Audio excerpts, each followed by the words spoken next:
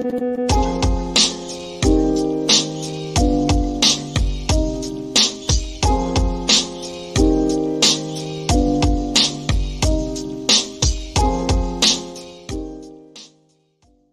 there's the depository building. This would have been a dirt lot back in the day. There's your fence going over to the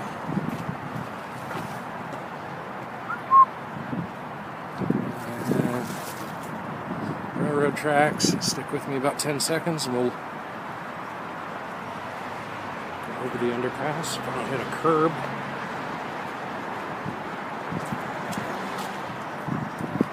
This sidewalk is over Elm.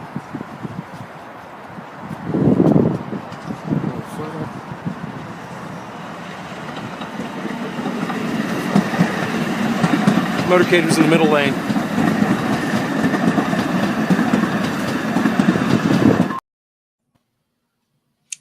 All right, how is everybody doing?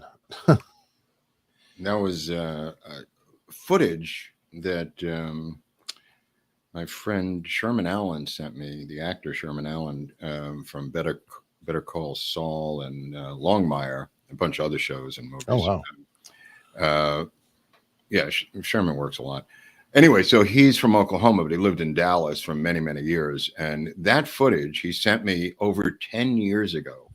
And that's how long this has been going on, Eric. I mean, that's a friend doing it to a friend. You know, he was just in Dallas doing a little walk and talk for me to send back. He sent it to me last night to remind me that, it was over 10 years ago that he sent it to me. But you see some of the, I hate to say bullet points, but I guess there are bullet points of the operation in Dealey Plaza. Not all of them. It's just a little thing that you and I did the same thing, basically. yeah, it feels like what we just did in November is right. But that was 11 years ago that Sherman did that. Great guy, musician, actor, a bunch of different films, and a believer. A true believer. He knows the mayor of Dallas, and he knows a lot of people who are players in the game, having lived in Dallas for so many years. But that being said, if he went a little further on the trestle, like we did, you would see the shot that he showed from the middle lane is obviously filled with people there who are railroad workers, so not a good spot to pull off a shot. But if you go further down, you'll see the one that Eric and I filmed at the far end of the trestle, which is a great shot for the throat shot, the initial windshield breaking throat shot, where I believe might be the first shot.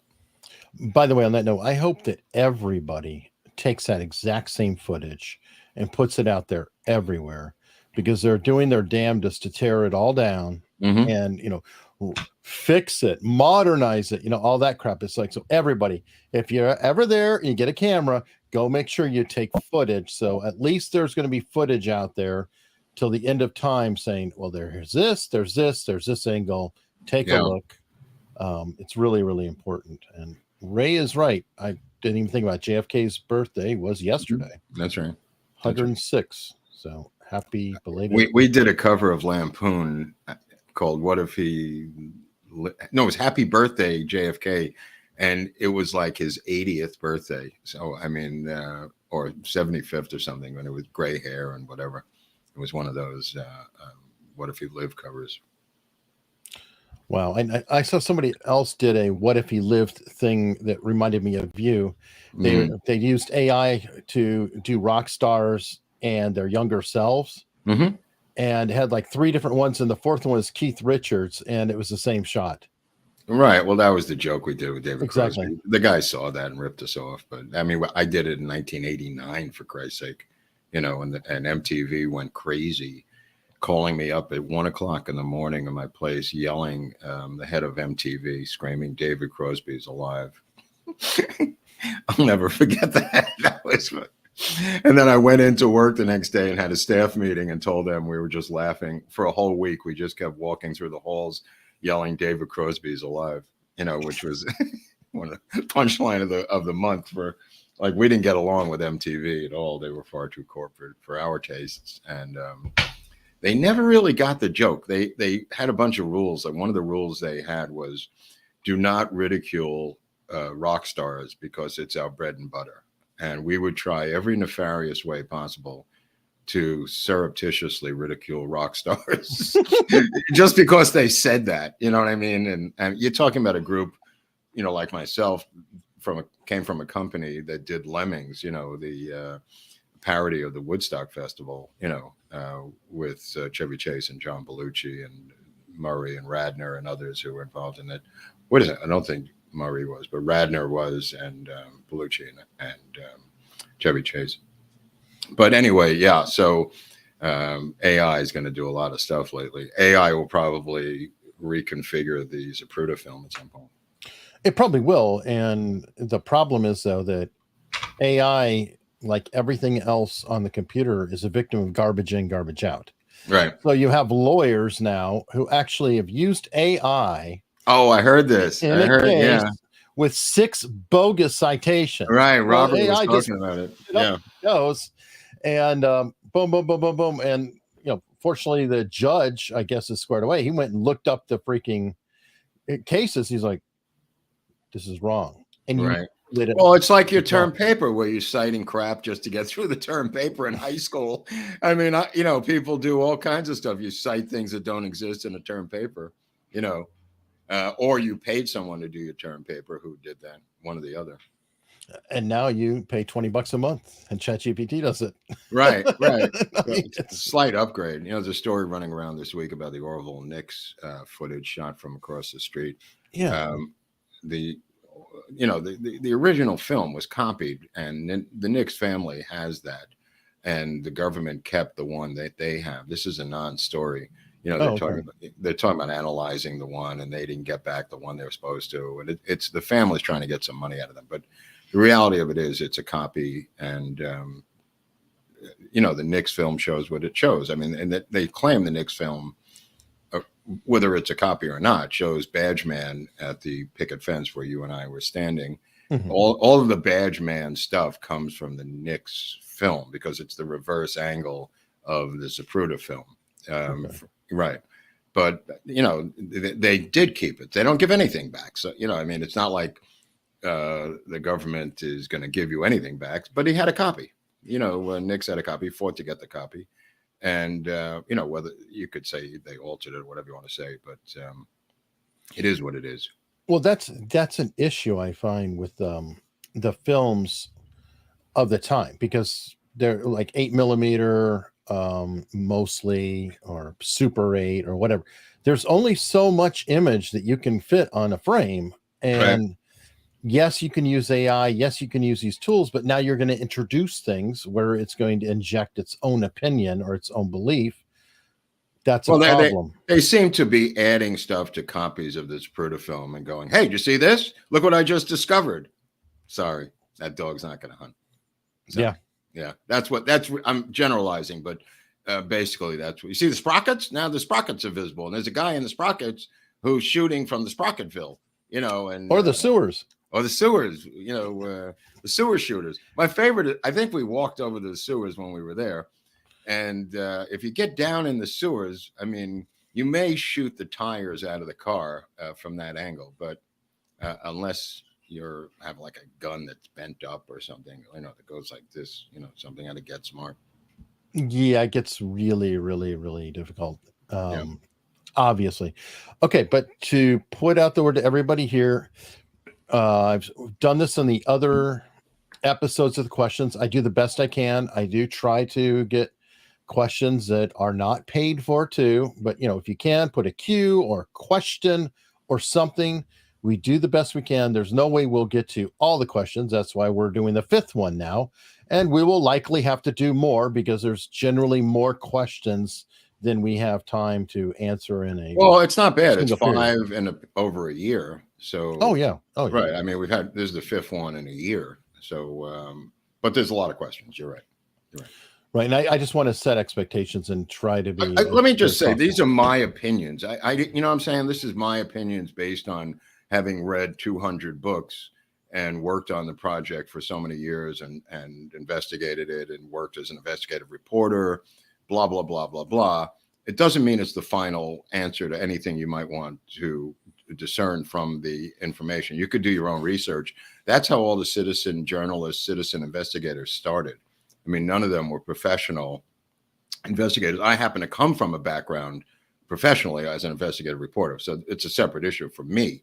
But most of the researchers in the JFK community all came from non-professional backgrounds and have different, like this guy Paul Blow up in Montreal that we've been dealing with.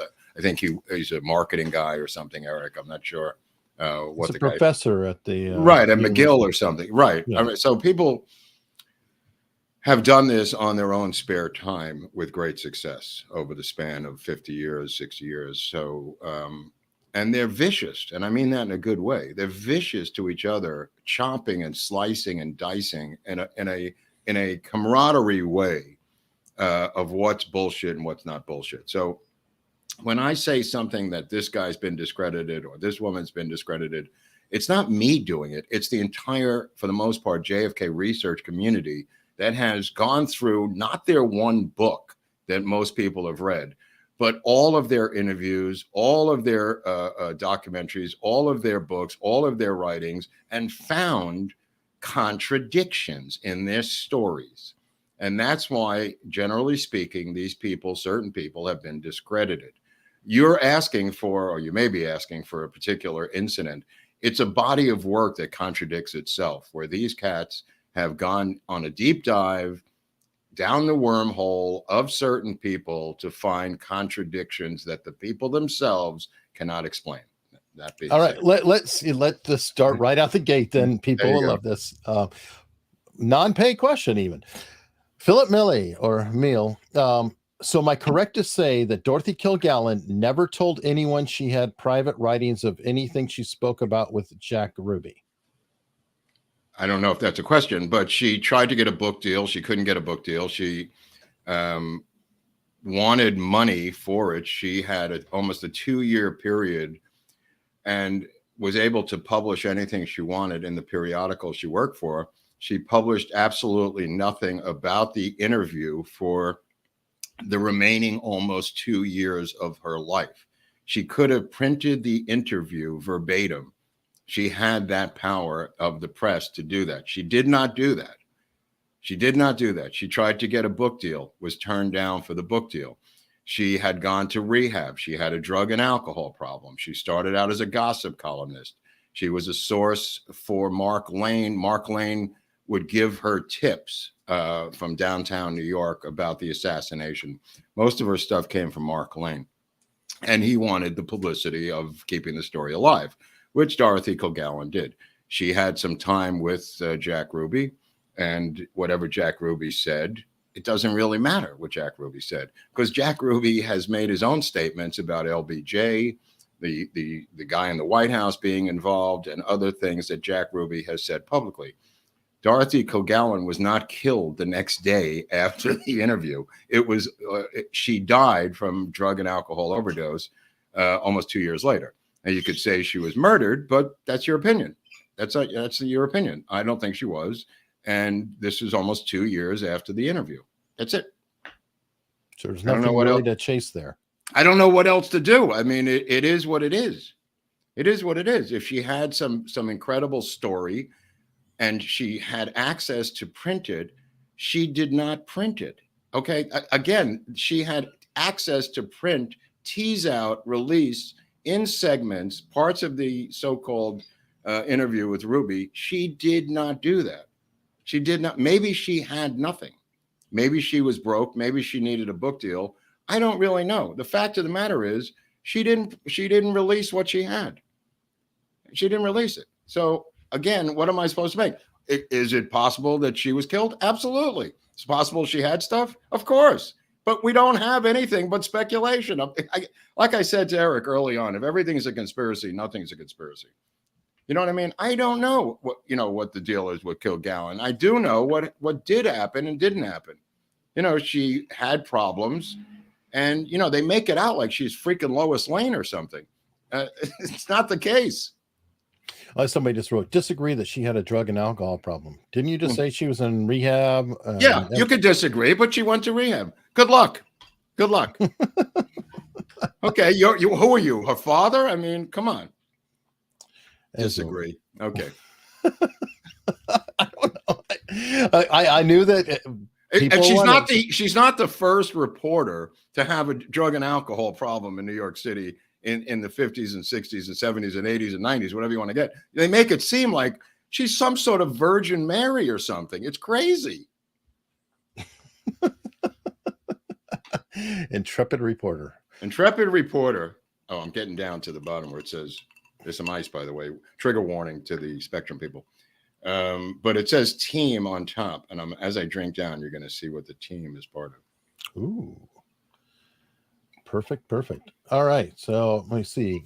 Pamela Clifton. Hello, guys. Can't wait to hear this broadcast. Me too. When is it going to start? I don't know. I have no idea. But let's go. Guy Apicella is a new member, and he's here for it. Thank God. And then we have John Gonzalez. Can you go over the paraffin wax nitrate test for gunshot residue? What I understand, he tested positive for nitrates, but he tested negative for firing a gun that day. Thanks, you guys are awesome. I assume he's saying Oswald.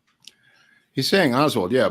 Negative to the face, negative to the face, positive for the hands, just to be completely honest. But the hands, you could get it from urinating taking out your penis and urinating, getting urine on it. So very shaky kind of evidence in terms of nitrates.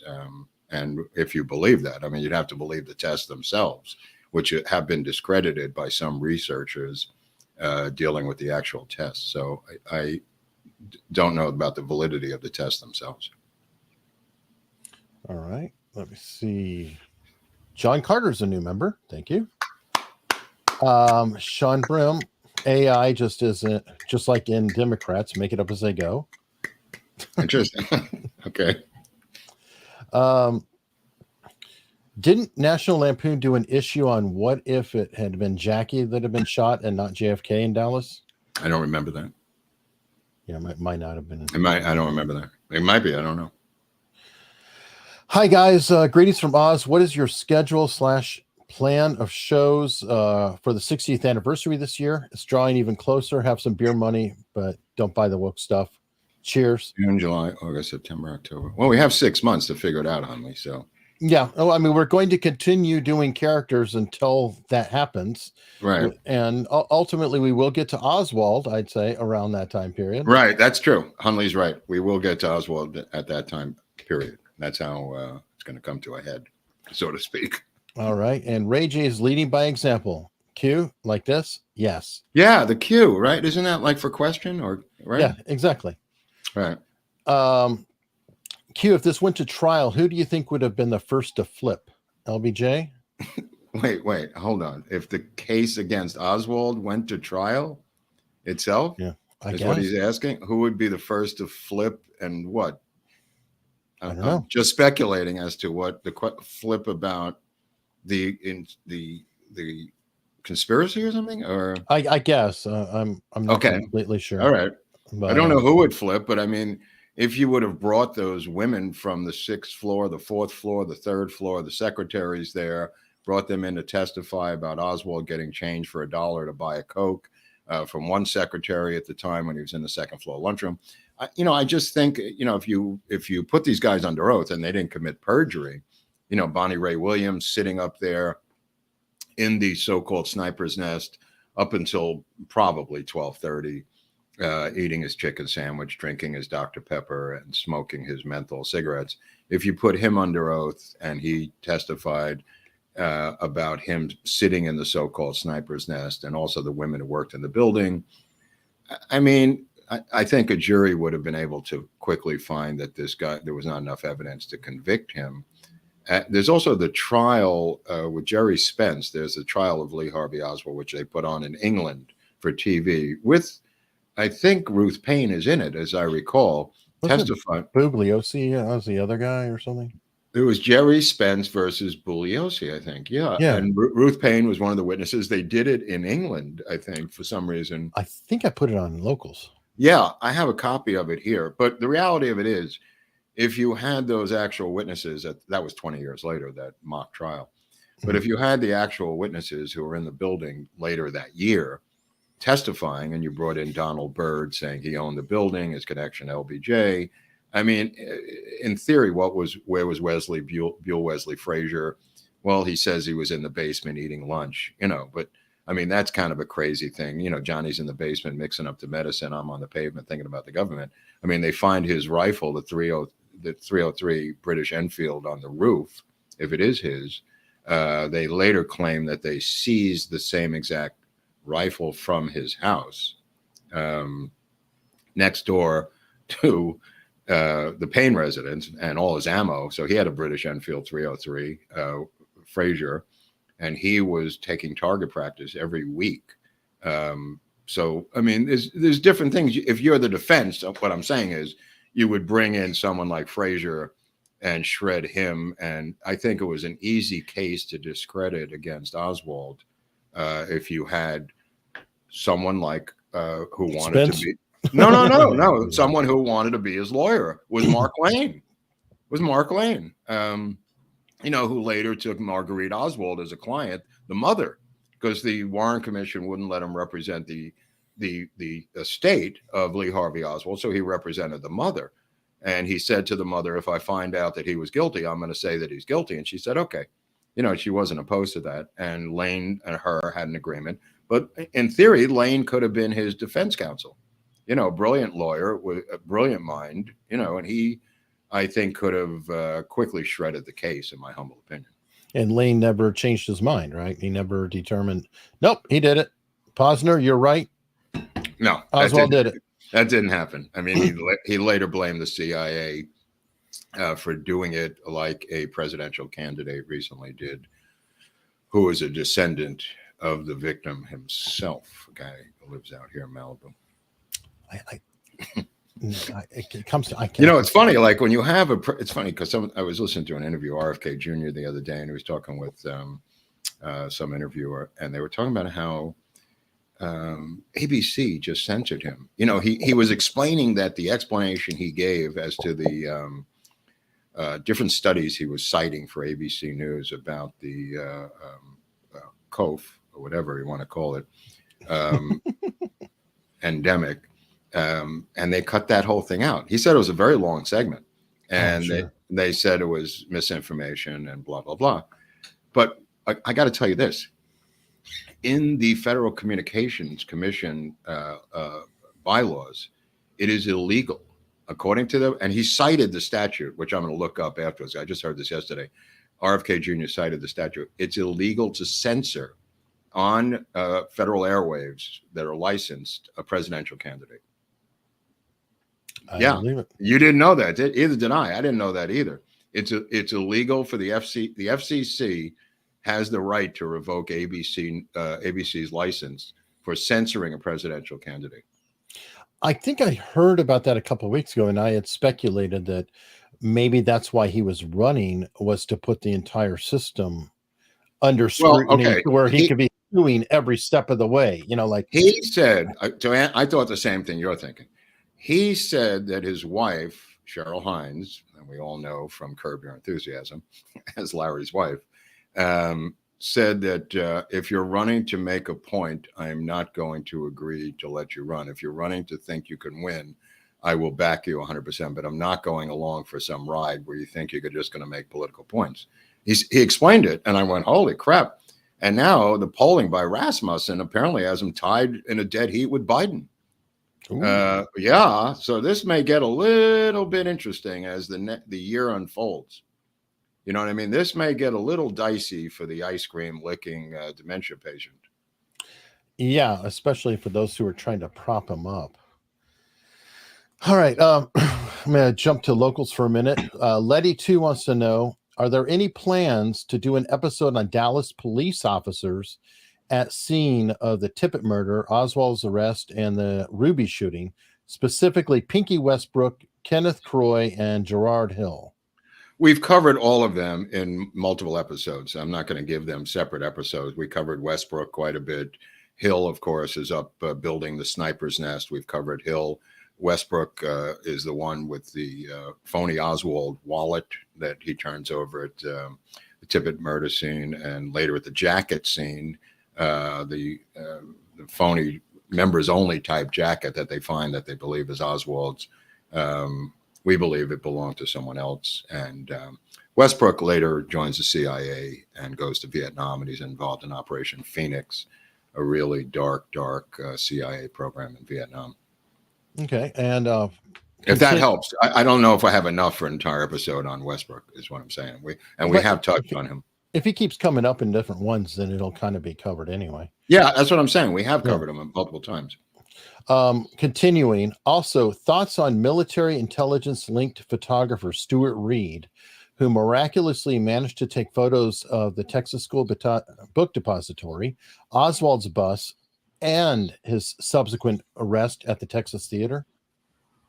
That I don't know about. I don't know. Talented photographer who can travel very quickly. That's interesting. Maybe they had that jetpack that came out at that time. You know, it was in a Bond movie.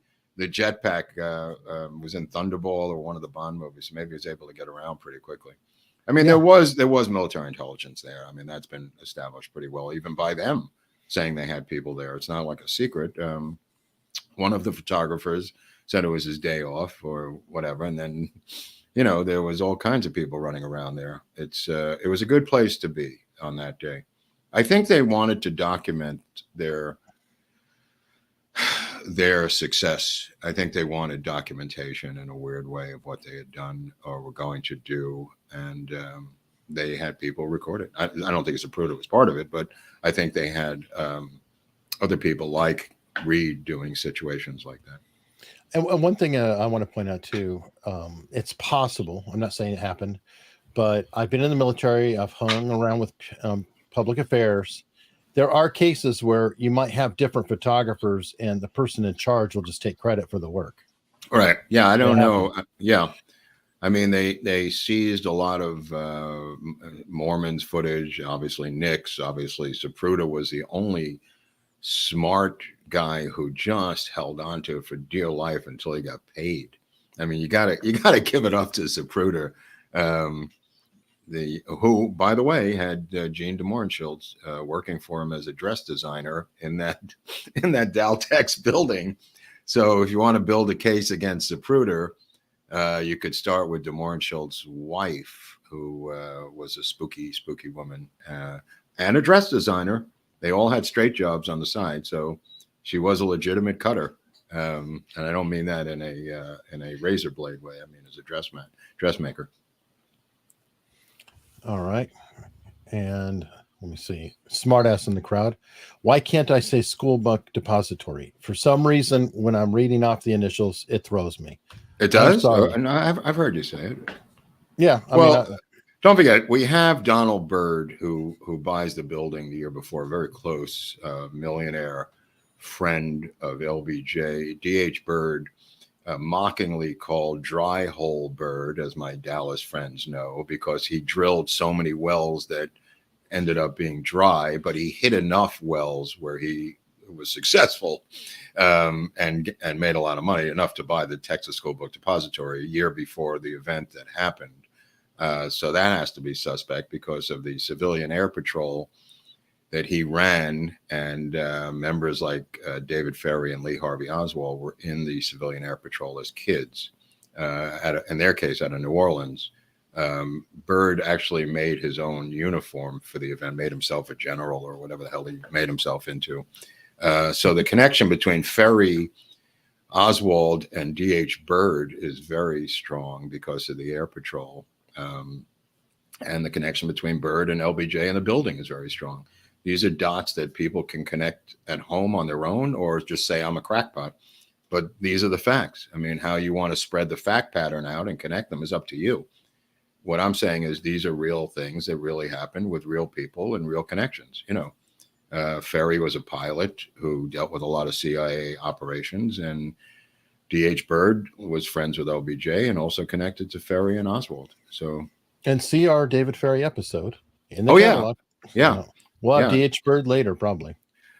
Yeah, D.H. Byrd is an interesting guy. I mean, it's the H group that people talked about of these oil millionaires. Clint Murchison was one of them. Obviously, H.L. Hunt was one of them. This guy, D.H. Byrd, was one of them. They were quite a group at the time, as my Dallas, Texas friends know. much more about the 8 age group than I do, but they had certain demands on politicians, and they funded politicians, and they expected results. And LBJ was their boy. He was a guy who delivered the most pork barrel, as they say, back to the people at home. Very true. All right. Back to locals. Dear Eric and Mark, 2 questions on JFK assassination. 1, is there photographic proof of the bullet hole in the windshield of the Lincoln Continental in the Zapruder film? I don't know if it's in the film, but no. There's photographs. There's photographs of the bullet hole. It's not in the Zapruder film. Separate photographs of the bullet hole, beveled inward. The details of the hole are so specific that it's beveled inward. In case anybody thought it came from the other direction, it came from the front. The glass is beveled inward on the windshield. Go on. And second, if Lee Harvey Oswald was innocent or a patsy, what was he doing with a revolver at the Texas Theater? Nobody in Texas ever carries a gun. I'll just answer that with a question. No one in Texas ever has a gun. I mean, it's just it's so funny. That question comes up all the time. Like, hey, he's from Texas. He's 23 years old. What's he doing with a gun? I mean, it's just, it makes it its own answer. I mean, come on. Especially in 63. Yeah. I mean, come on, man. Come on. Speaking of which, what? You owe the people. Oh, come on, Bobby. Come on, boy. We forgot on Friday. So. Yeah, I owed you. Come on. Yeah, that's right. I'm sorry. That was my bad. We got caught up in some crap. Let me see here. All right, Professor Tom on locals. Lord Buckley, new evidence suggests that Dorothy Kilgallon fired the fatal shot from the grassy knoll because JFK wouldn't have her as a mistress. This explains why she never published her assassination story after interviewing Jack Ruby. That could be an answer. Who knows with Kilgallon? I mean, at one point she was doing acid with the original Lord Buckley and Timothy Leary. So I don't know what happened to her. She got involved in a cult up in upstate New York. In my new book, Kilgallon, The Cult Years, we're going to explore that. Let me see. AutoM asks, if the Miami or Chicago plots have been successful, what would have happened to Oswald? Nothing. I think he would have continued on as an intelligence operative, which is what he was. I mean, keep in mind, he's moved all over the country. He's moved to Minsk. I mean, he's got a career doing this. I mean, he's got nothing to do with these plots in Tampa and Chicago, other than he may have tipped off the Secret Service in Chicago because somebody named Lee left a tip about the gunmen in the SRO with their rifles, whether that was Lee Oswald, I don't know. But Abraham Bolden, this Secret Service agent, thinks it was the guy out of Chicago, the elderly Secret Service, the first African-American White House detail Secret Service agent. He believes that Lee was Lee Harvey Oswald who tipped them off. That being said, if they were successful, there would be no Dallas. If they were successful, LBJ would without a question, not be questioned. There would be no suspicion towards LBJ at all, and I think that's why they wanted Tampa, and I think that's why they wanted Chicago. I think the last stop on the train was the LBJ Ranch and the barbecue the next day, which is supposed to be a fundraiser for Democratic candidates in Texas, including Yarborough, who was upset that they were not selling enough tickets, as if they knew there would be no barbecue on Saturday at the ranch. I mean, it's a dark thought, but Yarborough, for the last 3 weeks before the assassination, was complaining that the ticket sales were very low for the fundraiser, which I don't know the exact price, but it was a fundraiser. So I assume they were $50, $100, $25, whatever it was, to raise money for Texas Democratic candidates. And the president of the United States was supposed to be there. That's a big deal. And nobody ever talks about it. Nobody ever talks about this. But the last stop on the train was the LBJ Ranch. He was not going to be allowed to leave the LBJ Ranch alive. And believe me, they did not want to have this at the LBJ Ranch. I mean, he got enough blame for having it in Dallas and extricating himself as delicately as he can. by calling up DA Wade and calling people up and saying, you've got your man, it's over, sending in a Secret Service agent to get a deathbed confession out of Oswald that didn't occur. I mean, it was an extreme delicate dance for LBJ and his cronies in Dallas. It would have been more of a delicate dance if the president had been killed on his ranch. So think about that and why it had to end in Dallas.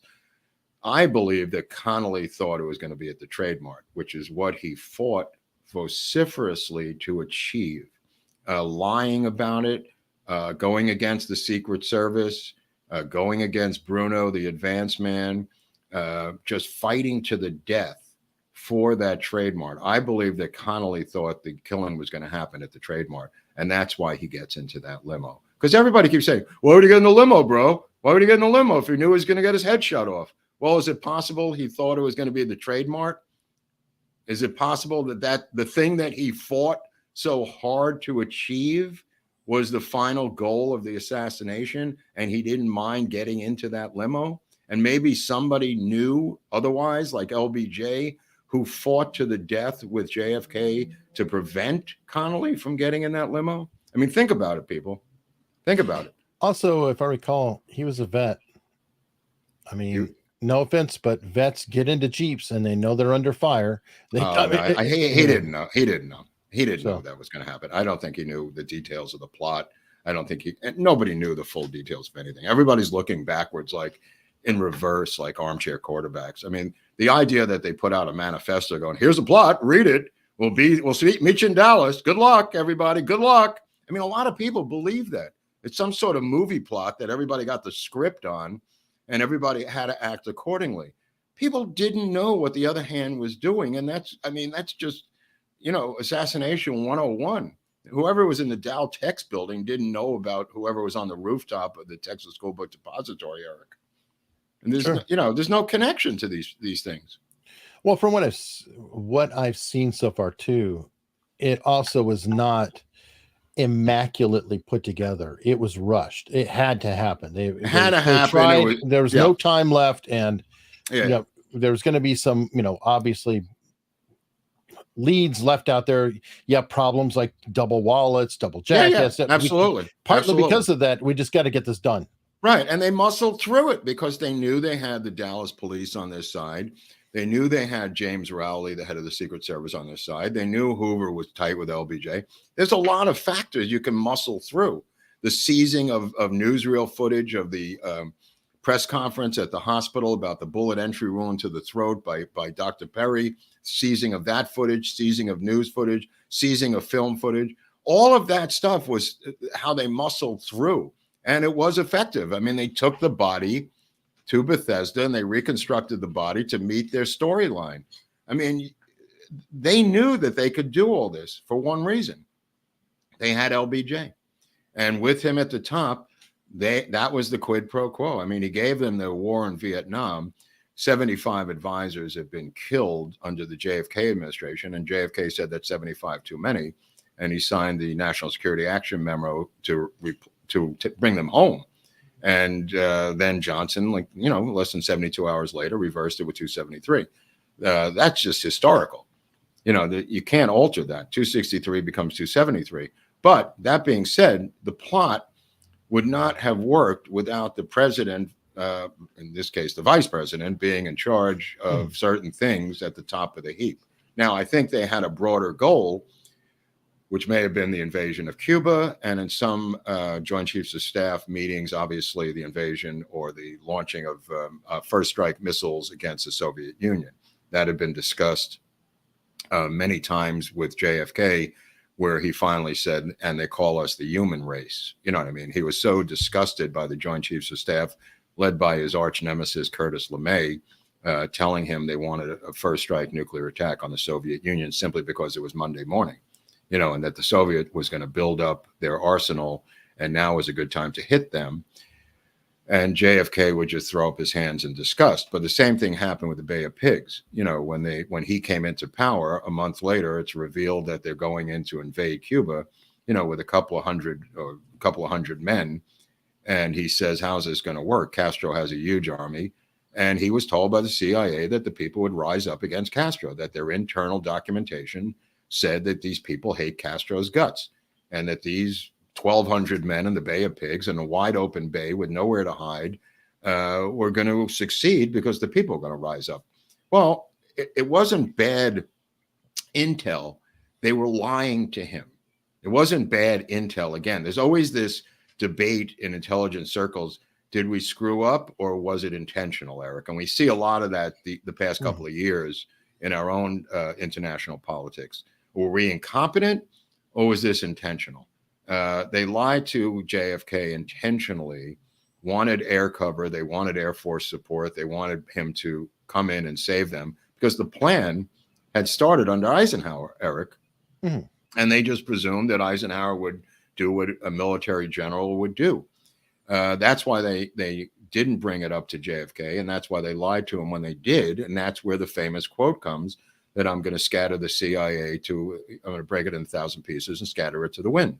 That came out of that meeting when he left the office. That was his quote about destroying the CIA. And that led to the firing of Dulles and Bissell, that whole situation, which I believe eventually led to Dallas at some point, because they were part of the elements that wanted him removed. Now, were there other elements? Yeah, the 8H he had a group. Ton of them. Yeah, there was a ton of them. There was convergence, and that's a convergence, right? Right. The oil depletion allowance people in Texas, the 8H group had it, and the anti-Castro Cubans who felt that he had let them down on the beach in the Bay of Pigs had elements of that. So you have enough elements where David Atlee Phillips, not to digress from the questions, but where David Atlee Phillips, who is the station chief in Mexico City, was able to put together a plan to frame Lee Harvey Oswald in September of 1963, claiming he was there trying to get a visa to Cuba from the Cuban embassy in Mexico City, and then would go on to the Soviet Union victorious, having killed the president of the United States. So, I mean, that whole plan could be seen in their framing of Oswald in September, apparently going down to the Cuban embassy in Mexico City with a phony photograph and with a phony tape of the phone call. And there it is. I mean, if you want to just bust open the plot, just go to Mexico City. And that's why I believe what's left behind on the bottom of the JFK files is the stuff about Mexico City. That's what I believe is left on the bottom of the cabinet that they haven't released yet. I think that's about Mexico City, because that evidence is damning. That evidence unfurls the plot so quickly, Eric, of framing Oswald by being in Mexico City at that time and trying to get the visa to go to Havana. Very true. Rumble rants have come in. We've got Boya. How can the end of one man so effectively halt an idea? Is the idea so weak, the man so bright, or others too cowardice to carry the torch? Well, look, if they shot the head off the president of the United States and you come in next, I think you might be a little nervous that it can happen to you. As Beverly said, the dancer, when she said, if they killed the president of the United States, Mr. Garrison, you think they're going to think twice about a stripper from Dallas? I mean, look at all the people that died. I mean, Belzer's book talks about 126 or maybe more people that were killed. Right. I mean, right. I mean, the wave of stuff that spun out of the killing of JFK, the ripple effect, let's put it that way, was enormous. The ripple effect was enormous. All right. And Gumbasta with a $50 Rumble rant. Thank you very much. Yiddish word of the day, Mishagasa. Mishigas. Yeah, I mean, we're a little bit past that, so. But Mishigas, yeah, could be Yiddish word of the day. Okay, and what does it mean? I'll take. Bullshit. This Mishigas could be crap. Mishigas bullshit. Oh, okay. There you go. Some people are talking about the RFK and locals of tips. One saying good for RFK Jr. pressuring ABC's license. Somebody else did say if RFK buys time, ABC can't censor him. ABC or anyone else can edit an interview before they air it, though. So, well, they don't have to sell him the time. What happened with Jim Garrison? The reason I mention this is he went on the Johnny Carson show, and that wasn't the reason, but he did go on the Carson show and was severely edited by Carson and blacked out. But they had also done the white paper with Walter Sheridan. Now, Walter Sheridan was the hatchet man for RFK Jr.'s father, and Walter Sheridan ended up being at NBC. And he participated in the white paper, quote unquote, documentary smearing Jim Garrison.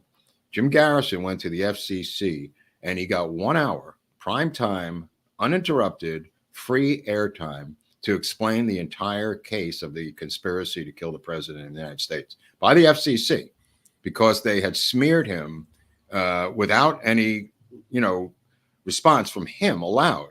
In this Walter Sheridan, now RFK was following this. He knew damn well that Garrison was onto something. Now the motivation for RFK has been questioned as to why he would so want to come down on Garrison so much, but Sheridan reported to RFK and to the Kennedy clan. So I have some questions I'd like answered about Walter Sheridan when I get the opportunity to ask those questions. That being said, the FCC allowed Garrison 1 hour of uninterrupted airtime to respond to the allegations. Now, was that tied into the fairness doctrine? Yeah. Oh, yeah. Which did go away. Yeah. Which we don't have anymore, as far as that's I know. right. That's right.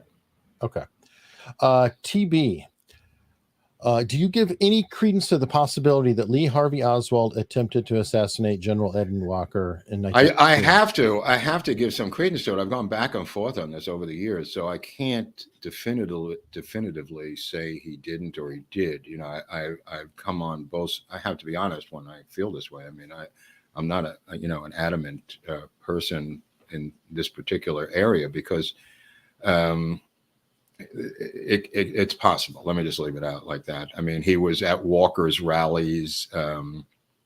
He had made statements about Walker, but he had made statements about John Connally too. I mean, his wife said that his arch nemesis was John Connally, according to Marina Oswald. I mean, as much as you want to believe Marina Oswald, he did make statements and write letters to Connally. As for Walker, it's kind of suspect because you could take out Walker and there were witnesses. The kid who was at the church saw the black sedan drive away with two guys in it immediately following the shooting. And that's hard to get around. And the Oswald involvement, the storyline goes that he researched the area. He left the gun there under some bushes. He came back without the gun. He took the gun, took the shot, and then somehow fled back to his house, I assume by bus. And then he had left a note for Marina about what to do and a key to a locker and everything else. But that could have been a generic note, not specifically about Walker. And it's hard to use Marina's statements because she's so untrustworthy in those areas regarding Lee Harvey Oswald. But that being said, for many years, I believed he was. Now, the Walker shooting of Walker regarding Oswald comes from General Walker on November 23rd, 1963, when he calls up the newspaper in Bavaria and tells them that he was the target of Lee Harvey Oswald. The Dallas police never had a sniff of this. Nobody ever suggested it. It never was an issue. Walker never mentioned it until November 23rd, 1963, when he himself calls the newspaper down in Bavaria, people that he knew from his time in Germany as a military person before he was relieved of his command by JFK.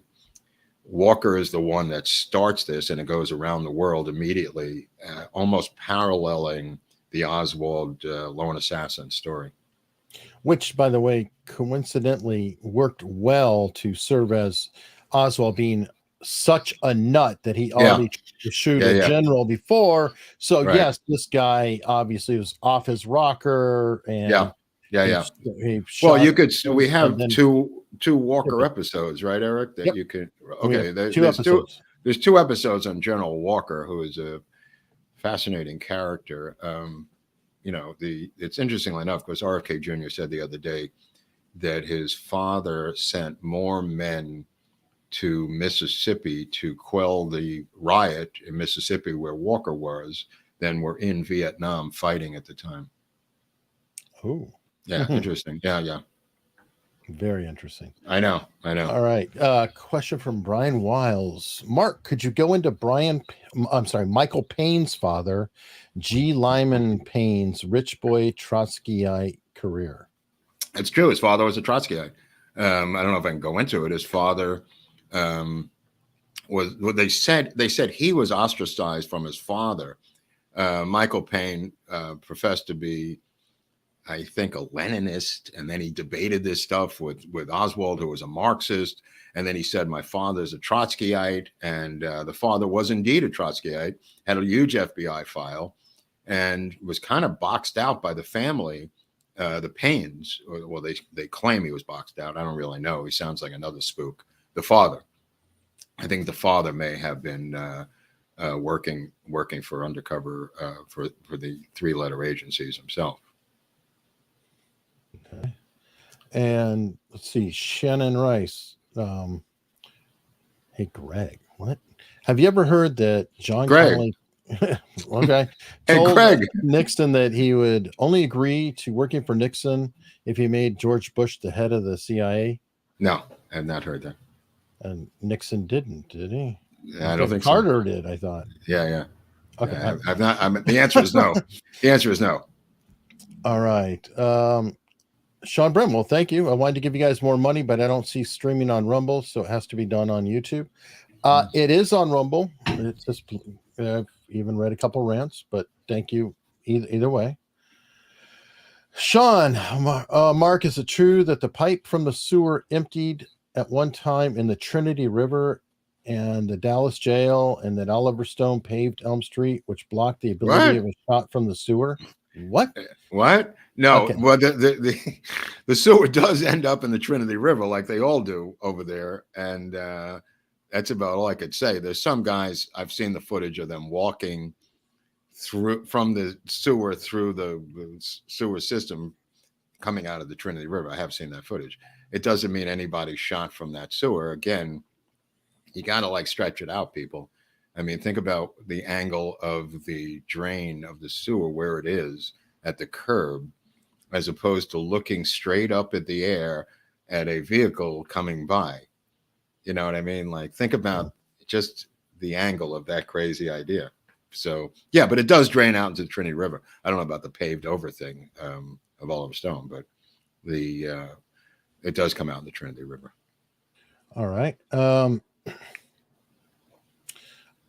Greg Capilla, who do you think are the top 4 or 5 people that had to green light the incident?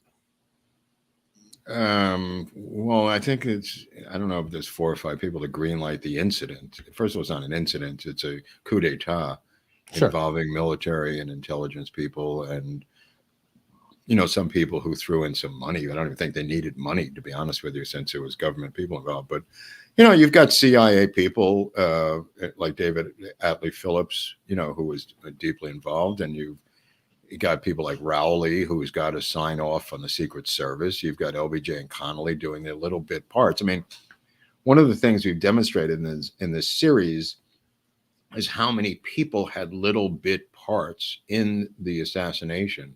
As for the green lighting thing, this is, again, some movie type of situation where people think there's, Blofeld or something sitting there with his cat.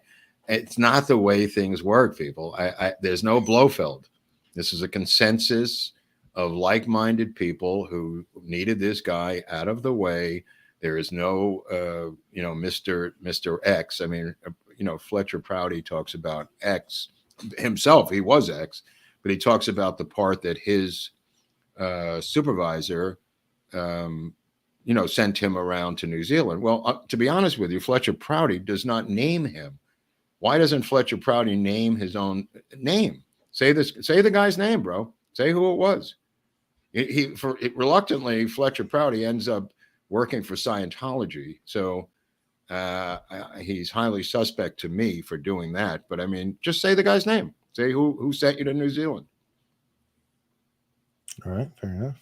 Let me see. I have a question from D. Bentonville, and this is a long one, so okay, bear with me. I'm going to And take folks, a hit. I'm going to take a hit yeah. off the team Oswald drinking glass that Ziggy made for us, which I really recommend. There's a bunch of these beautiful wine and this being a stemless drinking glass that says Team Oswald on here. One of my favorite drinks.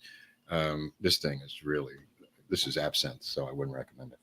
And by the way, on that note, folks, I'm not trying to be picky, but if at all possible to make questions succinct, it'll help. It's difficult for me to go through an essay, especially Mark doesn't know exactly when to start an answer.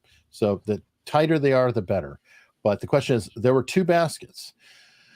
When President Kennedy's body, and that's a question. Did you say baskets or caskets? I thought I meant caskets. I might have said baskets, but I don't know anymore. I don't know. But it is a question. There were 2 caskets. When President Kennedy's body left Dallas, it had been wrapped in sheets and was placed in a very heavy bronze ceremonial viewing casket. The casket empty weighed well over 400 pounds. When placed in the casket, the president had one sheet wrapped around his head and another sheet wrapped around his body. The ambulance driver in Dallas, Aubrey Reich, observed President Kennedy's body being placed into the bronze casket. He then observed his boss, Vernon O'Neill, close the lid, and he remained with the casket from the time it left Parkland Hospital till the time it went up the empty ramp to Air Force One at Love Field. Aubrey Reich is a very important witness because he allows us to conclude with confidence that the body really did leave the hospital in the bronze casket, and it really did enter Air Force One in the bronze casket. Why emphasize this fact in such detail? There's still more. I got to get a sandwich. I got to get a sandwich. Why don't you keep reading it? Just get to the point. What is the question? All right. Is it? Let me see. I'm ordering some food. Is it true that when President Kennedy's body was delivered to Bethesda Naval Hospital in Washington, D.C. by helicopter in a cheap weather-beaten aluminum shipping casket? If this is true, then wasn't there 2 caskets? Again, there was one casket. It came in Air Force One. It was guarded by General Godfrey McHugh. Nobody opened the casket. There were no need for other bodies. Like I've said before, the Bethesda Naval Hospital, they were taken there because they had bodies and brains to use at the Bethesda Naval Hospital. There were orderlies bringing in additional bodies and brains from the hospital itself to work on during the autopsy. There was no need for an additional casket. There was no need for an additional body to be flown from another state. The reason they went to the Bethesda Naval Hospital is to control the autopsy and also to have tons of spare parts, which is what this school had. And when I say spare parts, I mean dead bodies and brains. There's no need, again, I'll explain this for the 500th time, there was no need to fly with another casket on a helicopter from Texas to the Bethesda Naval Hospital. And, the casket itself was, the handle broke off when they were bringing it up the stairs to Air Force One. They had to unscrew the seats in the back of Air Force One to put the casket in. He was in that casket. Air Force Two did not have a casket. There is no other casket. And somebody saying it does not make it true. Keep that in mind, people. Somebody saying that you go, well, he was a great witness. He was a great bullshit artist, great storyteller, whatever. It doesn't make it factually true. It doesn't even hold up logically, is what I'm saying. There was no need to bring another body from another planet to, Bethesda, when Bethesda is filled with bodies. It's a medical school. Anyway, that's just my answer. All right. And if that helps. Another favorite character is coming up now. What does Mark think about the James Files story? All of his videos have been pulled off of YouTube. Interesting. They sell those videos. Probably why he doesn't want them on YouTube. But I think he's been thoroughly discredited at this point. He's been caught in contradictions by the JFK research community, saying he was at one place on one day and another place another day. He has been discredited. The amount of videos you have does not necessarily give you credit for having a lot of videos. And keep in mind, anyone who confesses to killing the president of the United States might be a little bit suspect. Remember that. That's my rule of thumb. If you're saying you did it, that might be a red flag. Think about that. All right, and folks, I just put a link to a pretty well-written article pointing out contradictions, etc. on James Files. On James Files just now. Yeah. There's quite a bit of discrediting of James Files. I mean, the reason I don't go into it is because we, meaning not meaning we, me and Eric, but the JFK research community in the 90s discredited James Files. We don't want to go back and waste valuable time going over the fact that he was discredited simply because you have not seen the discrediting. That's not our job here. We're trying to get the characters we think are involved in this thing and have their stories out there. And there's some that we believe are not true. I know this is hard to believe, folks, but there are charlatans and deep state actors riddled through the entire assassination folklore intentionally. Now you go, well, but I saw the video of James Files. Yeah, you sure did. It doesn't mean it's true. That's all I got to say about it. All right. Is there anything to Oswald's attempted phone call Saturday night? Of course there is. He was trying to call first, to get an attorney, but then he was calling his handler in North Carolina, where O&I was based, and the guy he was calling, Hurt, had military intelligence background, claims he never received the call. The call was not put through by the Dallas police, interrupted that call, but the phone number was thrown into the wastebasket that was seized by the next operator who came on duty and preserved that piece of paper with Hurt's number on it, and was later explored by researchers to show that Hurt was a military intelligence operative that Oswald was calling. And Nags Head, North Carolina, I believe it was. And that area of the country, as Eric is aware, has a lot of naval stuff. And it was usually, formerly O&I had a base there, and a lot of naval intelligence in that area. And that's where the phone call was going. That being said, he also made a couple of calls to Ruth Payne to lawyer her up, which she didn't bother to follow up on. He was trying to get this ACLU lawyer in New York, Apt, to represent him. Apt, let me put it this way. Apt said he was out of town, but he wasn't. He just said he was out of town when the call came. So they were boxing him out. But that call, there's a great video about a guy who follows up on the entire call to Nags Head, North Carolina, from that number. So I recommend that video. All right. On Rumble, Miss Sue wants to know, what does Mark think of the movie JFK to 9/11, A Rich Man's Trick? It's made by the British, has a lot of propaganda in it and some truth in it, but you're not going to find out which is which. So the fact of the matter is it was made by people related to MI6. And there's truth in the documentary. But that's the British, like I said before, are masters at making these documentaries. Far better than, intelligence documentaries. They're far better at it than we are. The voiceovers has a lot of gravitas to it. They're good at doing that. And that's one of them. There's a lot of factual stuff in there. Don't get me wrong. But there's also a lot of crap in there too. Definitely. Psalm 51 with £2. Thank you. £2, right on. Or €2, or is that a pound? I thought that was a pound. Okay. I think the euro's an E, but I don't know. Mm-hmm. Oh, you're right. You're right. Let's see. Busha wants to know, you think the Bazi, change that for an N. Oh, I got you. That Dulles imbued with the CIA still pervades today?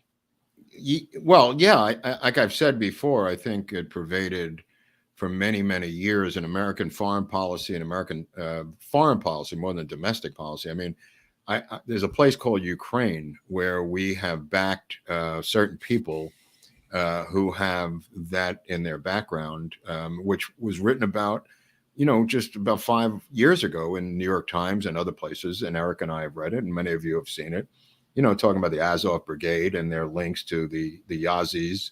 And this is not old historical news. I mean, these are ex-Yazis up there in the Ukraine, and it's been fairly well documented by mainstream media who try to gaslight us into saying, no, these are freedom fighters now. Well, these articles still exist, and every publication from the Washington Post to the New York Times about the Yazis in Ukraine. So, I mean, it's the arch nemesis of the Russians. Let's just put it that way. You know what would be fascinating is I would love it if people start asking ChatGPT about Yazis and you know why? Because ChatGPT stopped September of 2021 for its knowledge.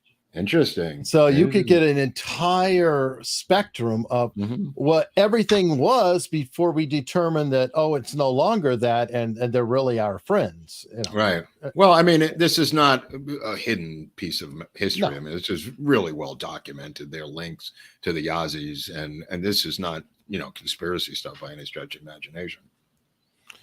Yeah, good point. Josso 1, is the existence of the LBJ Foundation the reason why some of the LBJ information is suppressed? Well, they seem to provide money for someone like Joan Mellon to do a soft book recently on LBJ. So there is a reason for the LBJ Foundation to preserve his legend, preserve his so-called integrity, preserve his name. That's why you have these presidential libraries, right, Eric? I mean, all the presidents have them, not to put out books smearing them. I mean, they're trying to control their image posthumously, you know, and the LBJ Foundation is legendary for crushing people who have tried to dig deep into this area. Now, they recently released some stuff about him that might have been, you know, not as revelatory as they have in the past, but that doesn't make them an open book on LBJ by any stretch of the imagination. Go ahead. I'm sorry. Oh no, I was going to say it's almost like if the pressure's coming up and up and up, it's like throw a bone so that way they'll chase that for a while and say, "See, we're completely forthcoming." Look at that. That was the first bone they've ever thrown. So I mean, I don't know, you know, how that happened. It coincidentally seems to be timed very well. Tucker saying CIA did. Yeah. All the people saying that. And as you go down the path of CIA, it's going to get to him too. Yeah, absolutely. Because, you know, Q Bono, who benefits? You know, who is the benefit? The leading, historically, the leading beneficiary of assassinations, a leading suspect is always the guy who replaces the person who was assassinated. I mean, that. Well, no, I'm talking about political assassinations. Historically, the number one person to do that is the successor. Historically, across the board, multiple countries, historically going back to Roman times, it's not, I don't know the numbers, but it's mostly the guy who's the successor, the guy who succeeds you. That's the coup plotter.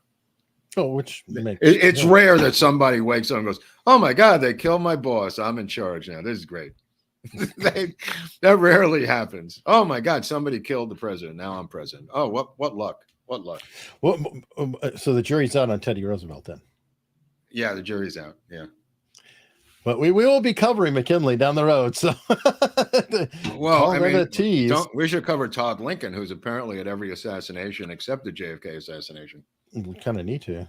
Yeah. I mean, what does Todd Lincoln know that nobody else knows? Got to go to the store, honey. Then I'm going to go to see the president. Might be killed later. I'm going to have to go there. And by the way, if I'm falling, Wilkes Booth's brother will go ahead and save me.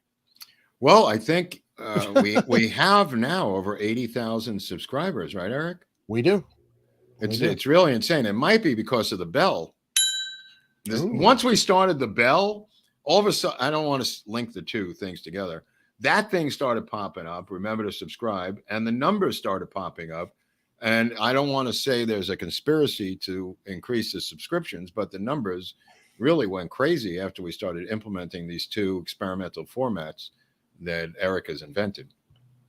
I highly encourage any conspiracy to get our number up. Right. I mean, if we ever get to 100,000, Katie, bar the door, because that will open the floodgates to incredibly large people. I mean, we could get Biden to come on. We could get others to come on the show if we get to 100.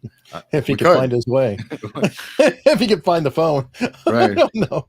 Well, he went back to say Bo Biden now died of cancer and was not killed in Iraq, like he said last week.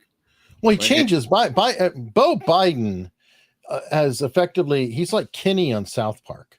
Yeah. He seems to die every which way possible, but it's anytime that Biden's under pressure, he immediately goes to well, when I lost my son. Yeah. Well, he was in Japan saying his son died in Iraq, but I think they kind of drilled it into him for this Memorial Day not to say it again, because he would be tempted on Memorial Day to say, I know what it's like to lose a son. My son obviously died in World War I, like many of your sons did. And it's a dark day for fathers, or whatever his thing is. Yeah, good God. All right, Debbie Clark, did you once say Bill O'Reilly's book was nonsense? Yeah. All right. And Gino. Question: the puddle of blood found by the reporters near the fence after the assassination. They took pictures and the FBI came in and took pictures and negatives. What's the question? I never heard of that in my life. I mean, okay. Never heard about a puddle of blood, but by the picket fence or something? What is he talking about? I don't know. It's got. I don't even know what the question. That's the only fence I know of is the picket. So. Oh, okay. Well, there's no blood that I have ever heard of. Let me see. Philip Mill, is it possible that Mary Jo Kopechne's death was payback for leaking that LBJ would not be on the ticket for a second term? What? Payback by LBJ in 1980 or something? Or what? What's it? I don't understand the connection. This is about Ted Kennedy running for president? I'm not sure. It's weird. Her roommate Baker. Yeah, he'd have to ask another question. I can't figure that one out. No offense. I'm just saying it's hard to figure out. All right. Abraham Bolden mentions that Israel paid for the assassination. Any idea what he was talking about? You have to prove that to me, my friend. Thank you. I don't remember him ever saying that. I don't remember him ever saying that. It's kind of an odd thing to say. I believe you made that up yourself. How about that? I believe you made that up and you don't like the state of Israel. I'm going to stick my neck out on this. Go ahead, Eric. Oswald was still home when Tippit got killed. He was he was en route to the theater, so it could have been home. Yeah, I mean, there's some dispute over the timeline, that's for sure. But we know that he couldn't make it that fast to the Tippit murder site because people have walked this off unless he was, Ryan Bannister. Roger Bannister or something, where he's like a mile sprinter or something. I was there. I walked it off, and it's hard, man. It's hard to make that work, and then get to the theater, get your seat, because don't forget Butch, who's the manager of the theater, says that Oswald comes in and he's watching the opening credits of the movie, and Butch was a tough witness to get rid of by the FBI files statements because he was at the popcorn ticket taker situation, and he said Oswald came in while the early stuff was running before the film started. Oh, the trailers, yeah. And why would he say that? I mean, he could have said he came in the middle. He didn't. There's people all through the assassination who make their timelines untenable, and the manager of the Texas Theater is one of those who's kind of been gaslit over the years in terms of the timeline of Oswald actually going into that theater to see War is Hell, I think with Van Heflin, if I'm not sure. All right. Thomas Leach, have you ever heard the idea that it was Joseph Cambisi who hired Lee Oswald and also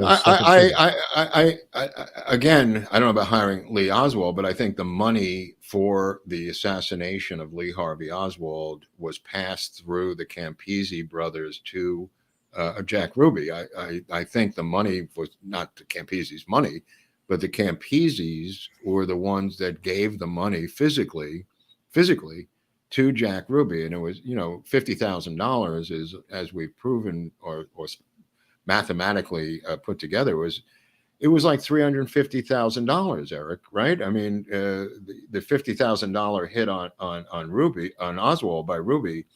Ruby buys the safe. He has the safe bolted to the floor in his office with the help of an off-duty Dallas police officer. He puts the money in the safe. He signs a power of attorney to his lawyer, says, take care of my tax bills, which happen to be about $50,000.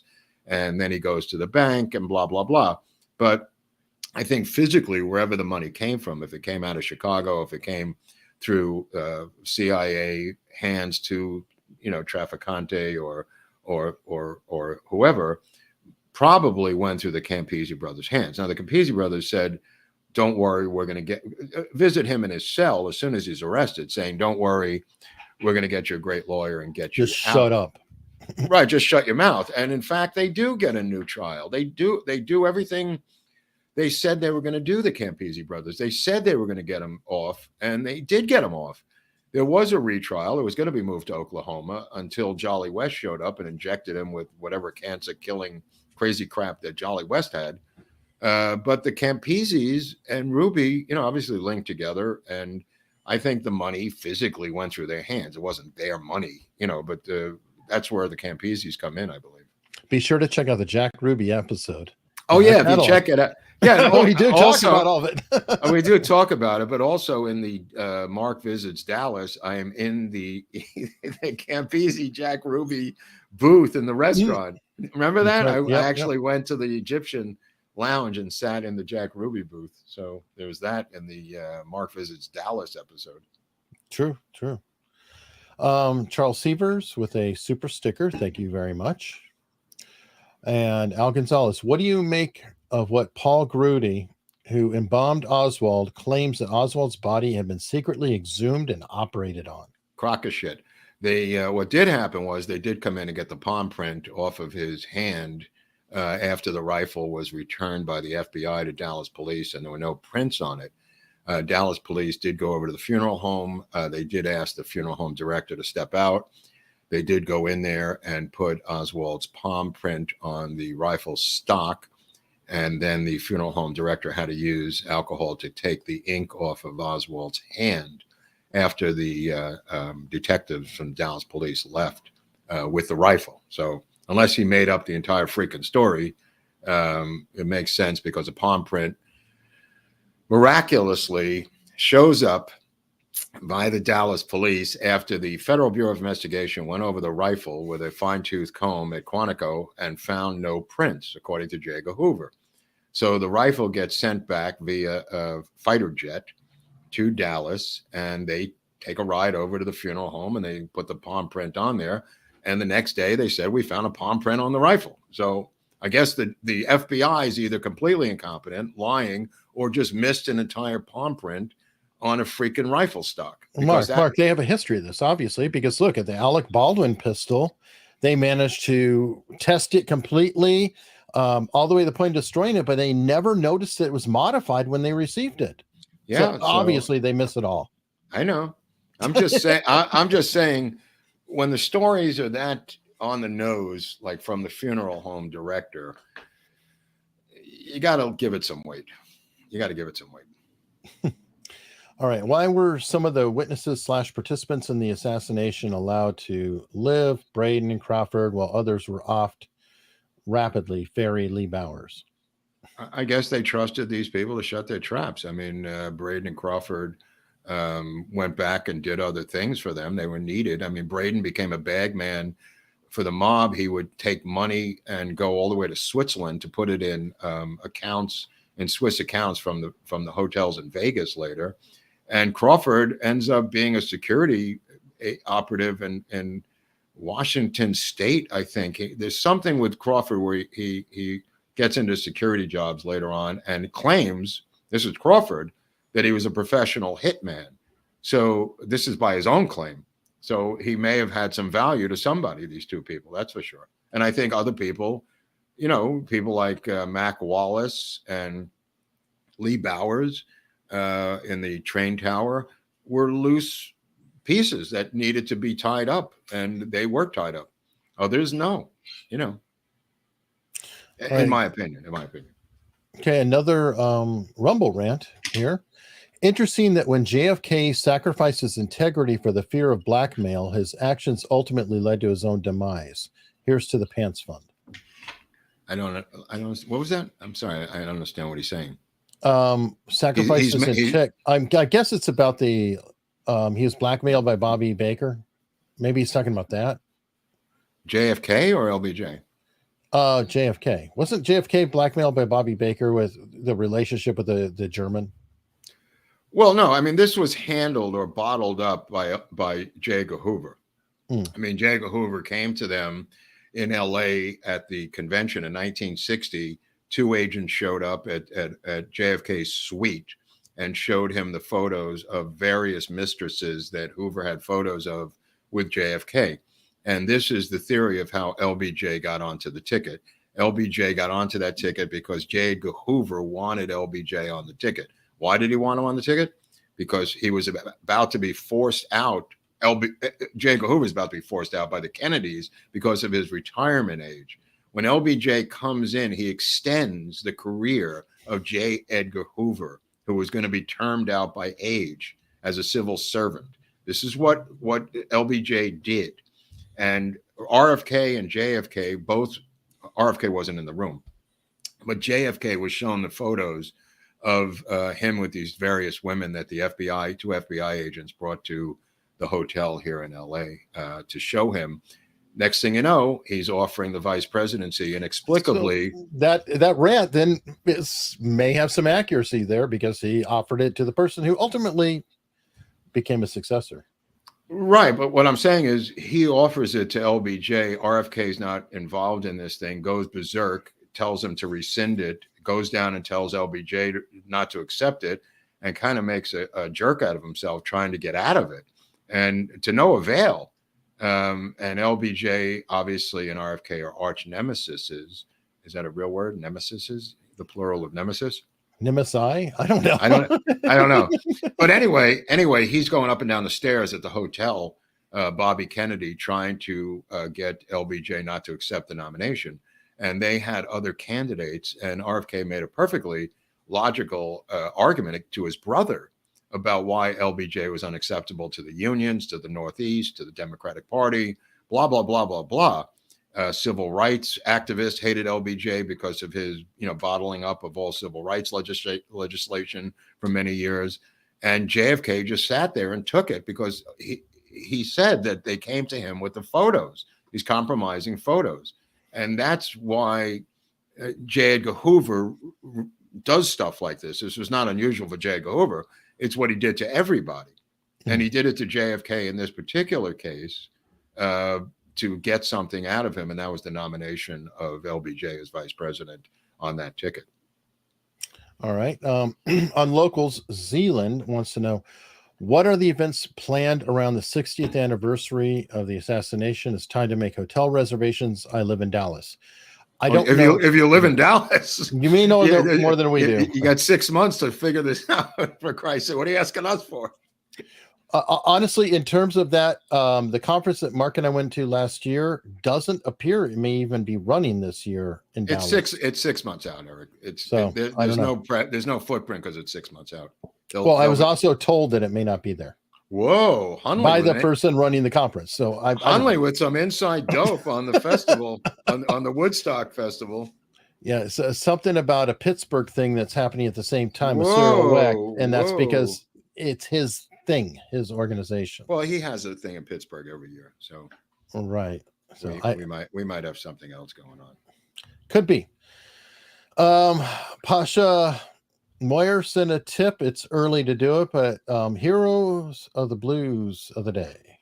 We're going to skip that today because it's a Q&A on JFK. Okay.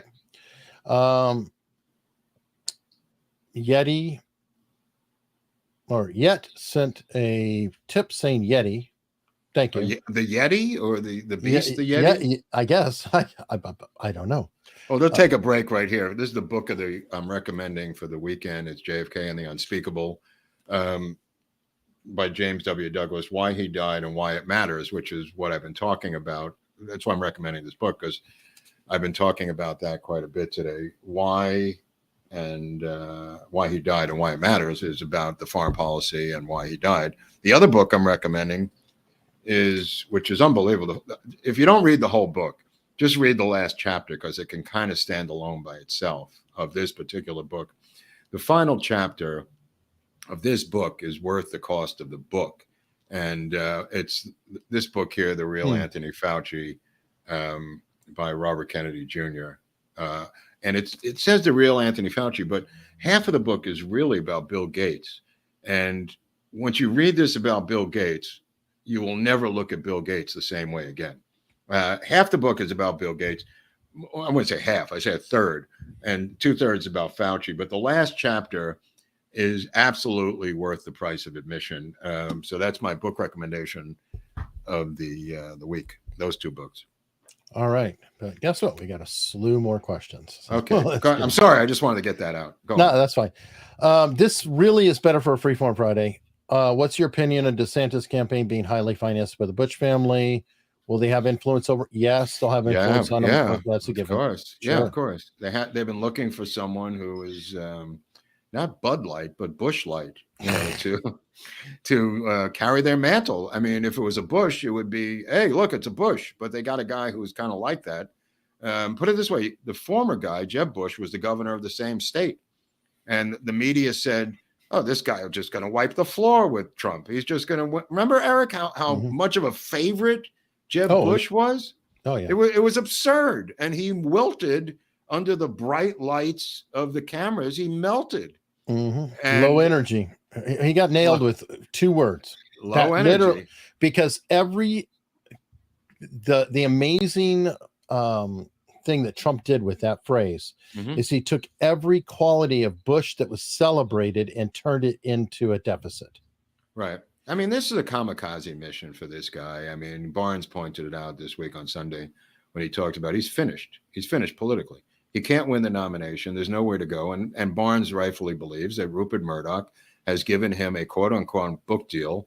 And book deals are now money laundering, as Robert has figured out. And I've known for a while that these phony book deals are really a type of payoffs and money laundering. Murdoch, through his various enterprises, has given a book deal to DeSantis that's worth quite a bit of money that's going to set him up and his family for the rest of their lives. His political future is zero. There's nowhere to go for this guy. He has offended or will offend 85 million Trump supporters in the country in the same political party. This is a guy, whether he's convinced he could win or not, cannot win. Okay, so the money part is Rupert Murdoch trying to, or these never Trumpers or whoever these operatives are, trying to undermine a guy who's ahead of him in the polls by somewhere between 25 to 50 points, Eric, as pointed out by numerous pollsters. This has nothing to do with Robert Kennedy, who's running in another party. He's not going to be a primary candidate in this particular primary. But DeSantis is starting to look, smell, stand, and sound like Jeb Bush to me. I mean, if he had stayed in his own lane for 4 more years, he could have literally, been the leading contender for the nomination in 2028. But for some reason, and I think it's the massive amount of money that Rupert Murdoch is willing to give him through this phony money laundering book deal, that he said, I got to take care of my family. I'm finished politically anyway. And that's what I'm going to do. He's made a financial decision. Yeah, fair enough. That's my take on it. And I think it's Barnes's take also. It's not just mine. I mean, I give credit to Robert for this. Right. Back to JFK. Okay. Sorry. Yeah. I don't know where that came from. Right. Anyway, recently saw a video on YouTube where a Dallas news station did a series, JFK, the West Texas Connection. They named Roscoe White as one of the assassins. Yeah. His sons are trying to cash in for years on Roscoe White as a father who killed the president. Any of these, my father did it. Any of these are cash-ins by kids who are trying to make money off their dead fathers. Okay. And this is a follow-up on that. Go White with his connections. Okay. So, Dallas police. I mean, if you think that he did it, God bless you. Let me see. John, here's you guys hitting the 100K subscribers milestone soon. Yeah. How long is it going to take, Hunley? What do you think? You originally said August, but now we're at 80 and it's still the beginning. It's not even June yet. I hoped for August. Right. But what do you say now? I hope that we're there before the 60th anniversary. You're moving it backward now. No, it's been there for a while. If we beat that number, I'd like to be there next week. Right. Obviously, that's not going to happen. But these numbers are really weird, and unless hold on. I'm going with July 21st. July 21st. Okay, my birthday's July 8th. Be a good birthday. Sorry, can't help you. July 21st. All right, July 21st, everybody. So remember. By the way, they picked July 30th, the Dodgers, to have a Christian game day with Clayton Kershaw to, I believe, put a damper on this transgender nun debacle where the Dodgers are giving the Community Hero Award to a bunch of transgender nuns who wear whiteface and mock the Catholic Church. So they're taking Clayton Kershaw, who is a deeply Christian ball player, and having Christian Day at Dodger Stadium. Unfortunately, it's July 30th in the broiling hot day game sun of a Sunday instead of a Friday night Pride Night transgender game against the Giants, which is also drone night, which I would have liked to attend. So I don't think I'm going to go to either one of those games, but I just wanted to get that out. Some news came out yesterday. Okay. Got $11 from Lawrence Kinney, Canadian. Thank you. YouTube censorship. Years ago, I seen film of Johnson's limo turning into the Book Depository, and he was ducking. DuckDuckGo has pictures of him missing in the limo. I don't know anything about that, but he was, according to Yarborough, the senator from the great state of Texas, Ralph Yarborough, he had the earpiece, or the transistor receiver of the Secret Service. The coil went over the seat to the back seat, and he was listening to that receiver blocks before they even turned on to Elm. He was listening to the Secret Service broadcast, and then ducked down. He was below the seat the whole time listening to that. I don't think he was ducking from bullets. I think he was ducking down and listening to the Secret Service transmission. Okay. Hot Pocket's annoyed with you, I guess. Why does it matter who sent Prouty to New Zealand? Are you saying he was? Well, no. Let me stop you right there. Why does it? Think about what you just said, bro. Why does it matter who sent Prouty to New Zealand? That is who did it. What do you mean? Why does it matter? Who had the power to send Prouty to New Zealand? Prouty says that the guy who did that was one of the organizers and conspirators and one of the green lighters. Go on with the question. Go on. He mentioned several times that he would not mention names of people that were right. Studying, right, really, because he only killed the president of the United States. God forbid that Prouty should mention his goddamn name. Give me a break. Thanks for the super chat. Thank you. Does Mark have a personal tailor? A personal tailor? No, but I'll tell you something right now. I went to school with a kid named Michael Taylor, and I went to dinner at his house. We were in grade school, and we were like, 11. And his mother served me a giant glass of tomato juice, and I had to drink down. And we were 11 years old. Drinking an entire glass of tomato juice was the most revolting thing that ever happened in my short life. And I went home and told my mother about it. And I was just so upset by drinking this glass of tomato juice at Michael Taylor's house. But I don't have a personal tailor. Okay. Keep up the great work. It's appreciated. 100%. Thank you, Dilo404 Boxing. And George Adcock is a new member. Thank you very much. Gino. Mark, you say for the 500th time, you get new subscribers every day. I do not get humiliating new viewers. What do you think that means? He's just saying that there's new people who haven't heard you say it before. Right, but I can't keep, every time somebody subscribes, I can't start the entire story over with. Watch the videos. We've made these videos. They're below us as we're talking. You can click on the videos and find out information you're looking for. Look at it from our point of view. You just come on board. We've made 350 videos, and you're asking us about the elements in each of the videos. Our answer is look at the videos. We can't just keep answering for the 500th time the same question. That's all. But we do answer them usually. So right, but it's getting to be the 500th time. So I'm going to cut it off at 37 times. 37? Yeah, that's it. I'm not answering 38. All right. Ruth Payne, what's the docu of her channeling? I have no idea. What's the docu of her channeling? Again, what does that mean? The documentary? I know Max Good's documentary of her. the assassination of Mrs. Payne? She's That's the asking only thing I know of about Ruth Payne. So I don't know about that. What's the name? What does channeling mean? I don't know. Okay, we can't really answer this, I guess. Nathan Thomas. Now that's a good question. That's a great question. That I can answer. And we could do hundreds and hundreds. We do hundreds of these. Nathan, all day long, Nathan. Pino shows helicopter tours. One of my favorite usernames. Correction: Elvita Trione didn't root through the trash for the call slip. She was on the call. Hurt in North Carolina had a reputation as a prank caller for plausible deniability, info not learned until 70s. I disagree. All right. Okay.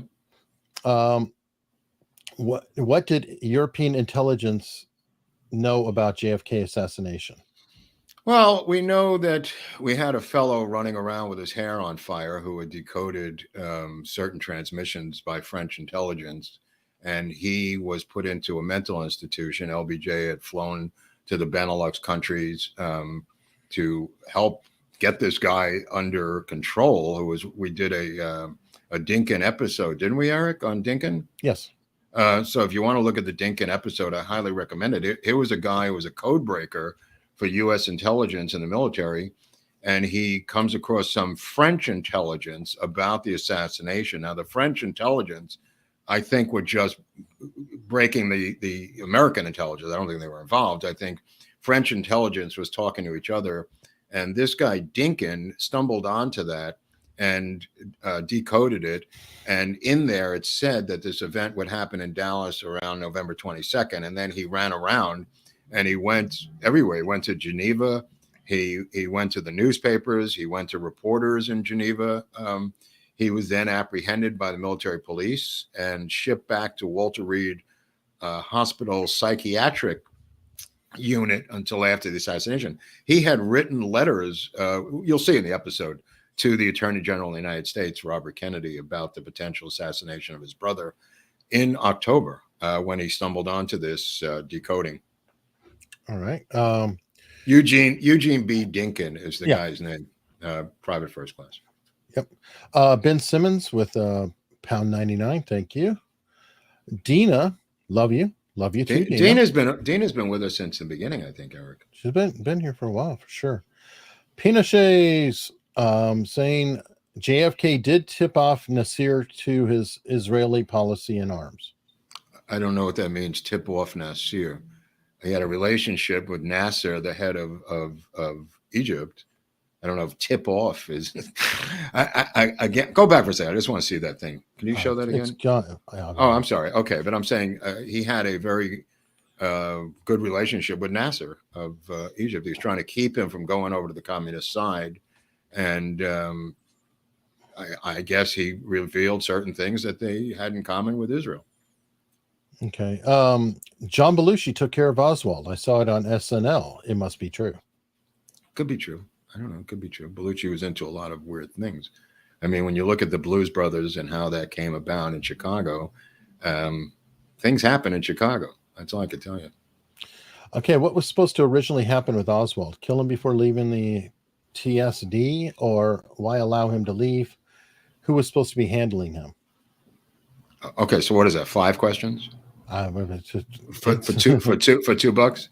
All right, and let me just say this: he could have been killed by the police car that pulled up at the rooming house, but he wasn't there.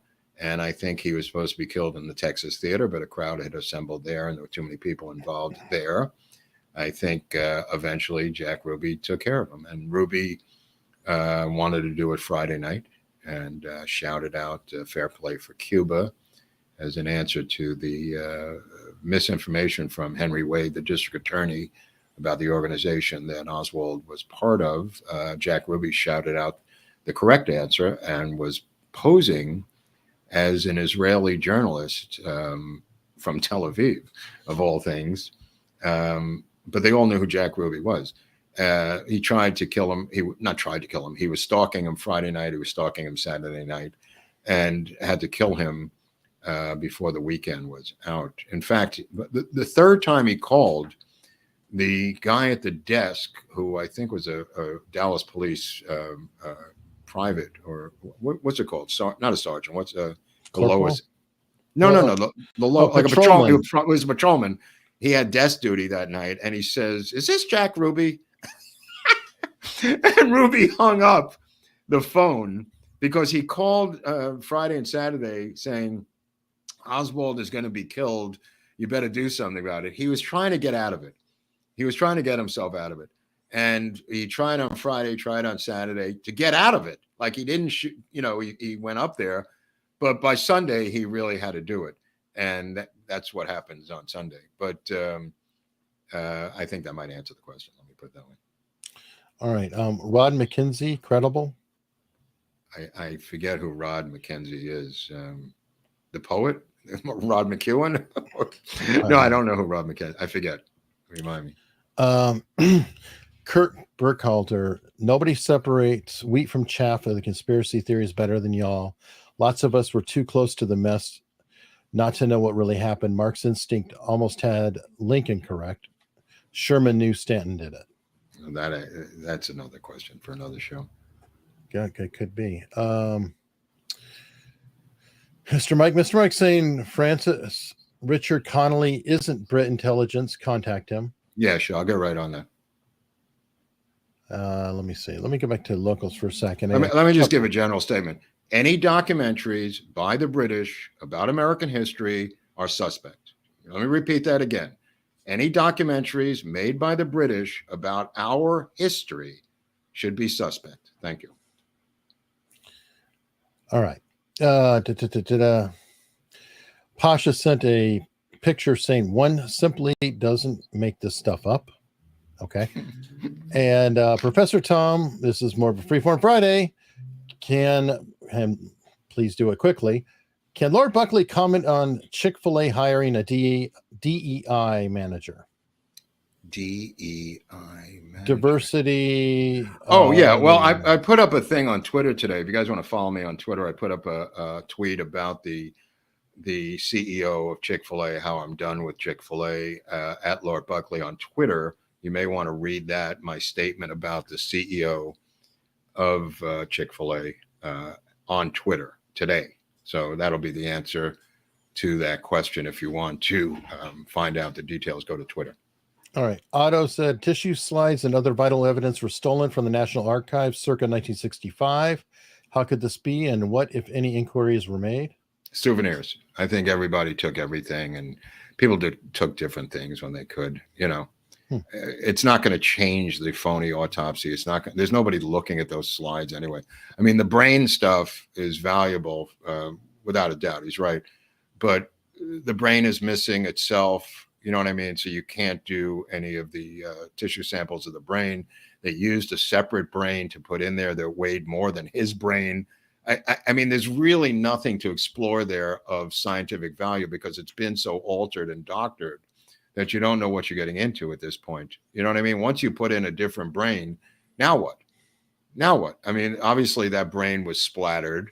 I mean, they weigh the brain in the autopsy. It weighs more than JFK's brain because they're using other brains from Bethesda Naval Hospital. Getting back to my original point that this was a naval hospital where they taught autopsies and other medical procedures in the Bethesda school there. And part of it was the fact that they had tons of formaldehyde brains. And this was one of them. Good point. Back to locals. Professor Tom wants to know, if you get to 100,000 subscribers, will you have Dorothy Kilgallon on the show? I don't know. Maybe she's got kids. I don't think she had kids, though. Did she? She might be busy. Might be busy. Yeah.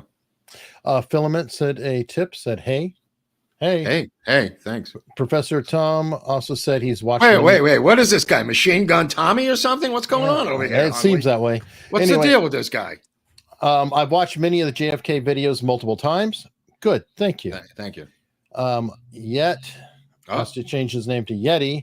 Is the video of Dan Rather still around trying unsuccessfully to recreate the shots fired from Oswald? Yeah, it's a CBS. It's a CBS multi-part series. I mean, it's probably on YouTube somewhere. Yeah. No, absolutely. What I'd like to see is when he went on a college tour, the kids were chanting back and to the left, taunting him.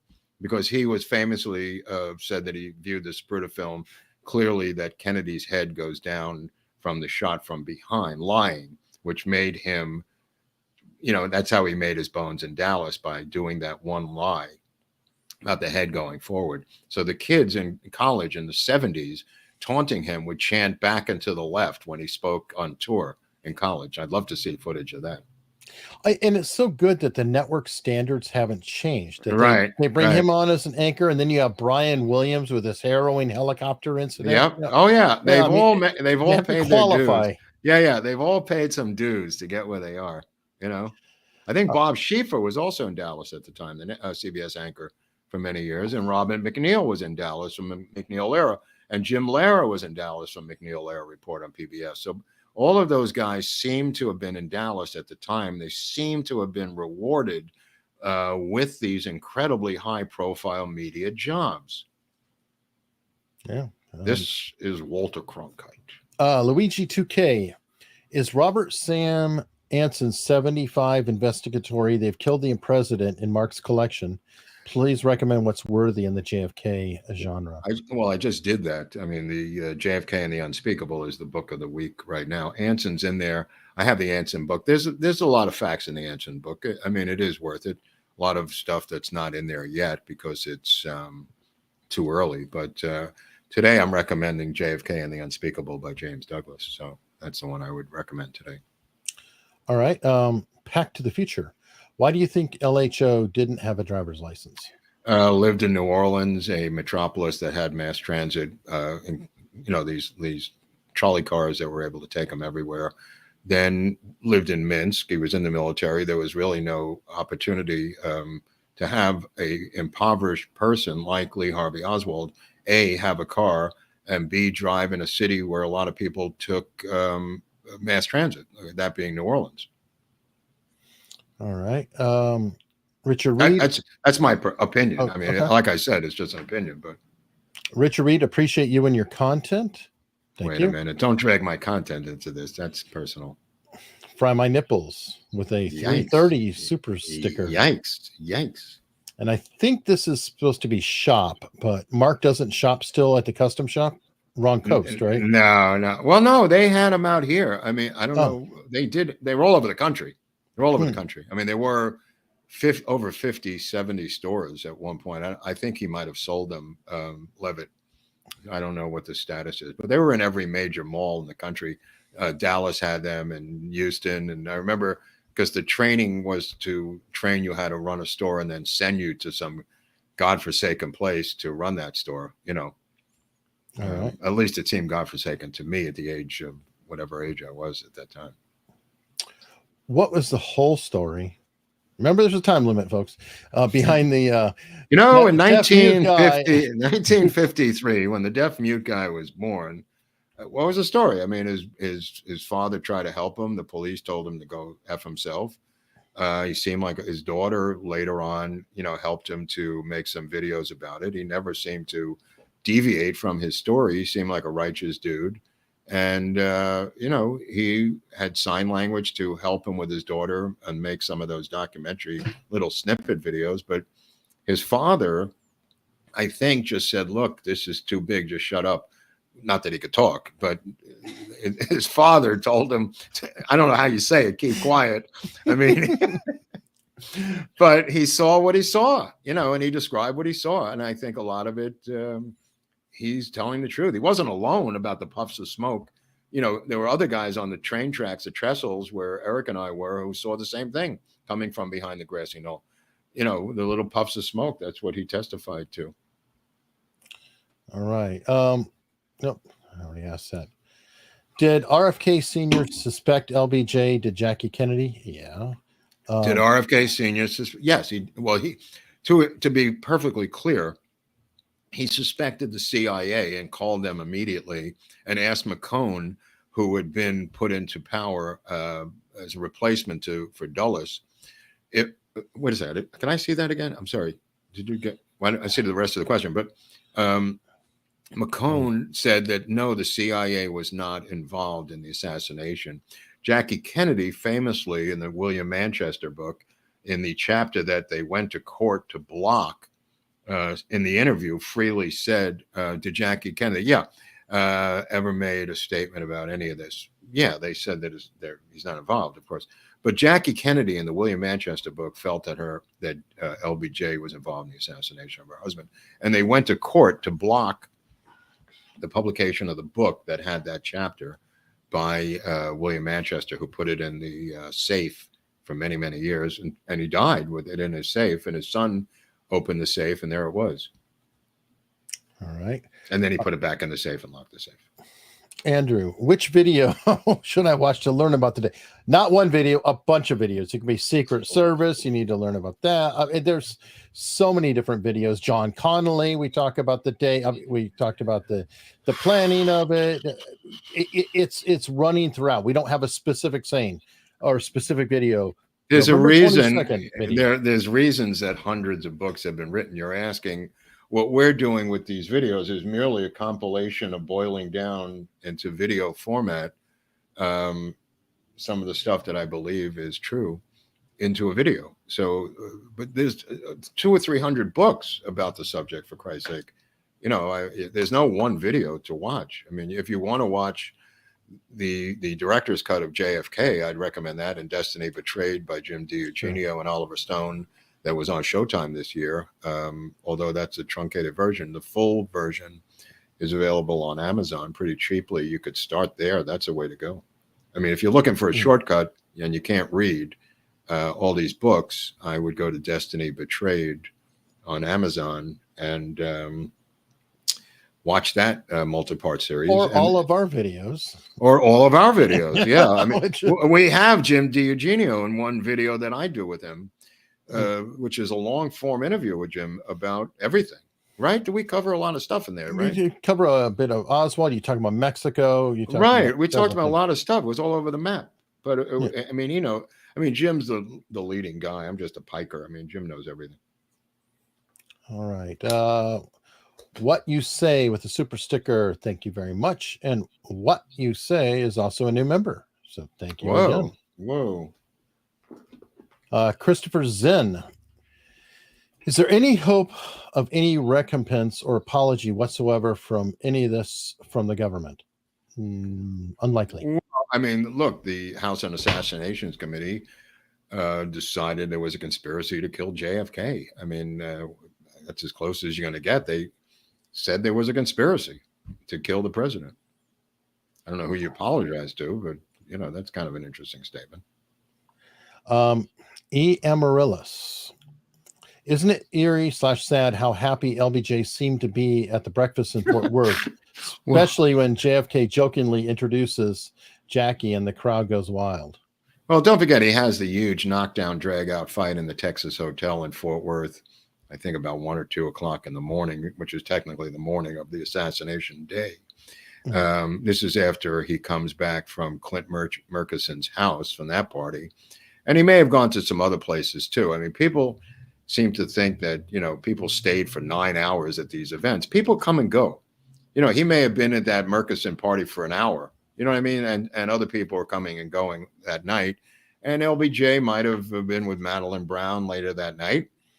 And he may have ended up back at the Texas Hotel, apparently with JFK having a knockdown, drag-out fight, according to Jackie Kennedy, the loudest argument she's ever heard between LBJ and her husband about the seating of John Connolly in that goddamn limo. Now, also, Connolly, people were I was gonna say also people were much more mobile then too. Like the VP didn't have swaths of Secret Service blocking every road. That's kind of grown over time. I think he probably had more mobility to where he could show up one place, go to another place. And right. It's also his town.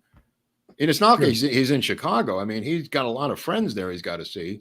And, Nixon was at the Pepsi-Cola Bottlers Convention. He leaves the morning of the 22nd. But the fight in the hotel, which has been documented by Jackie, is the loudest argument she's ever heard between her husband and LBJ.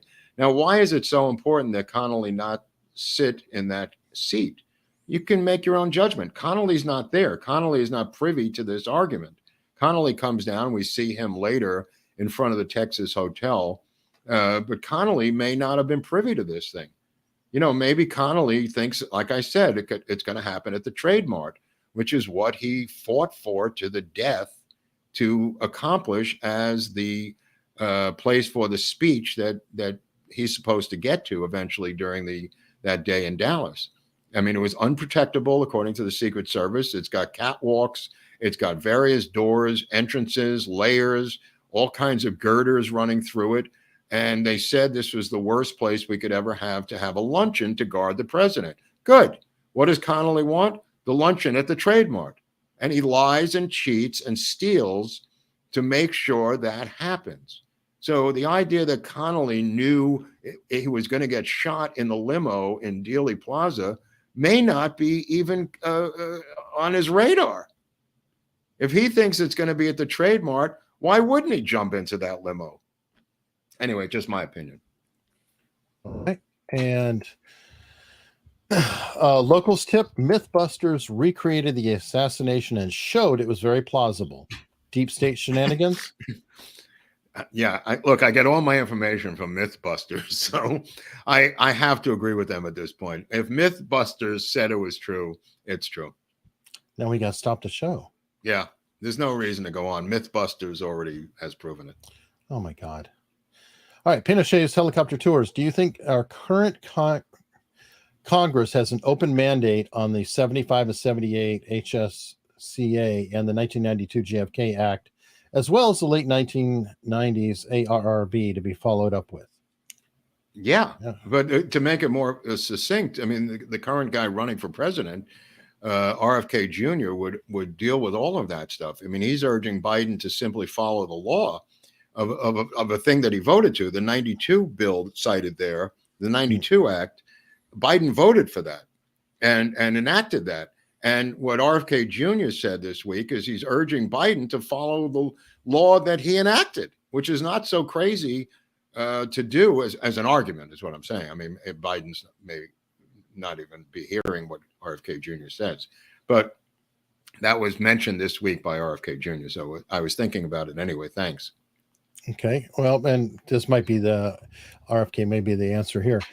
Boya asks in a Rumble rant, what modern politician most represents the ideals of JFK?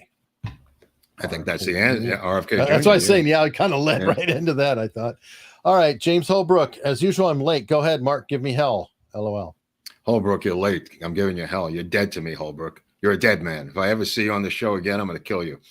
Now, let me just say something. There's elements of Trump that are similar to JFK, too.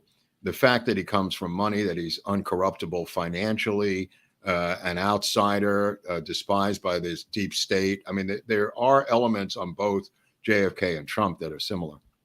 All right, well, Holbrook's trying to make it up for you. He did join Unstructured. Woohoo! Way to go, Holbrook. Way to go. And there's a man that I would model my existence after, James Holbrook, not the actor, the son of Hal Holbrook, the famous actor James Holbrook, threw down $1.99 and set an example for you people on how to join locals. Follow the rules of James Holbrook, the way of life that he's laid down for the American people. All right. And the final super chat. So Pilger and Adam Curtis are Brit Intel? Dude. Yeah, that's impossible. It really is a stretch. Yeah. There's nobody in the United States media that's not American Intel. But if it's British, there's no way on earth. That makes perfect sense. All right. Well, I'll just say Oswald is not an Anglophile like many of the people who worship the British Empire. Let me put it that way. No, he's more of a mutt.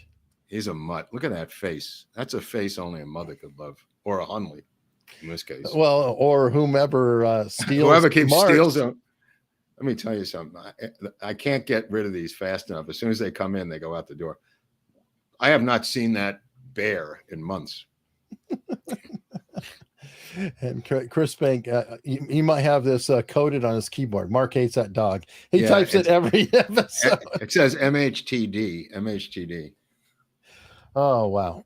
All right. So, coming in hot. Basil wanted last word. Whoop, whoop, whoop. You win. This is the last super chat. Basil, I mean, you got to have a question for $50. At least come up with something. No kidding. Is a dog's mouth cleaner than a human's? How about that? I think it is. Okay. So we'll ask it and answer it. Okay. So Freeform Friday. You and I, right? Yeah, it's what the people want. They're tired of us dragging in Marxists and right-wing people and celebrities and other people. They just want me and Hunley to discuss whatever the hell we're talking about on Freeform Friday. Now, if somebody shows up and they're vetted and we could let them in, we'll let them in. But for the most part, I think Hunley and I could probably handle it. According to the people watching it, when we're together, we apparently get a bigger audience than when we have a guest. Doesn't even matter who the guest is. It could be Mel Torme, the Velvet Fog, and it would still be better numbers with me and Hunley. Well, I think the Velvet Fog might get us. I don't want to go. I mean, if we had Dorothy Kilgallon, I think we'd have bigger numbers, but we don't. So we're going to have to wing it, Hunley. If we can get Ruth Payne. Or Ruth Bader Ginsburg, more likely. Well. Or Payne's possible. Payne's possible. Payne's possible.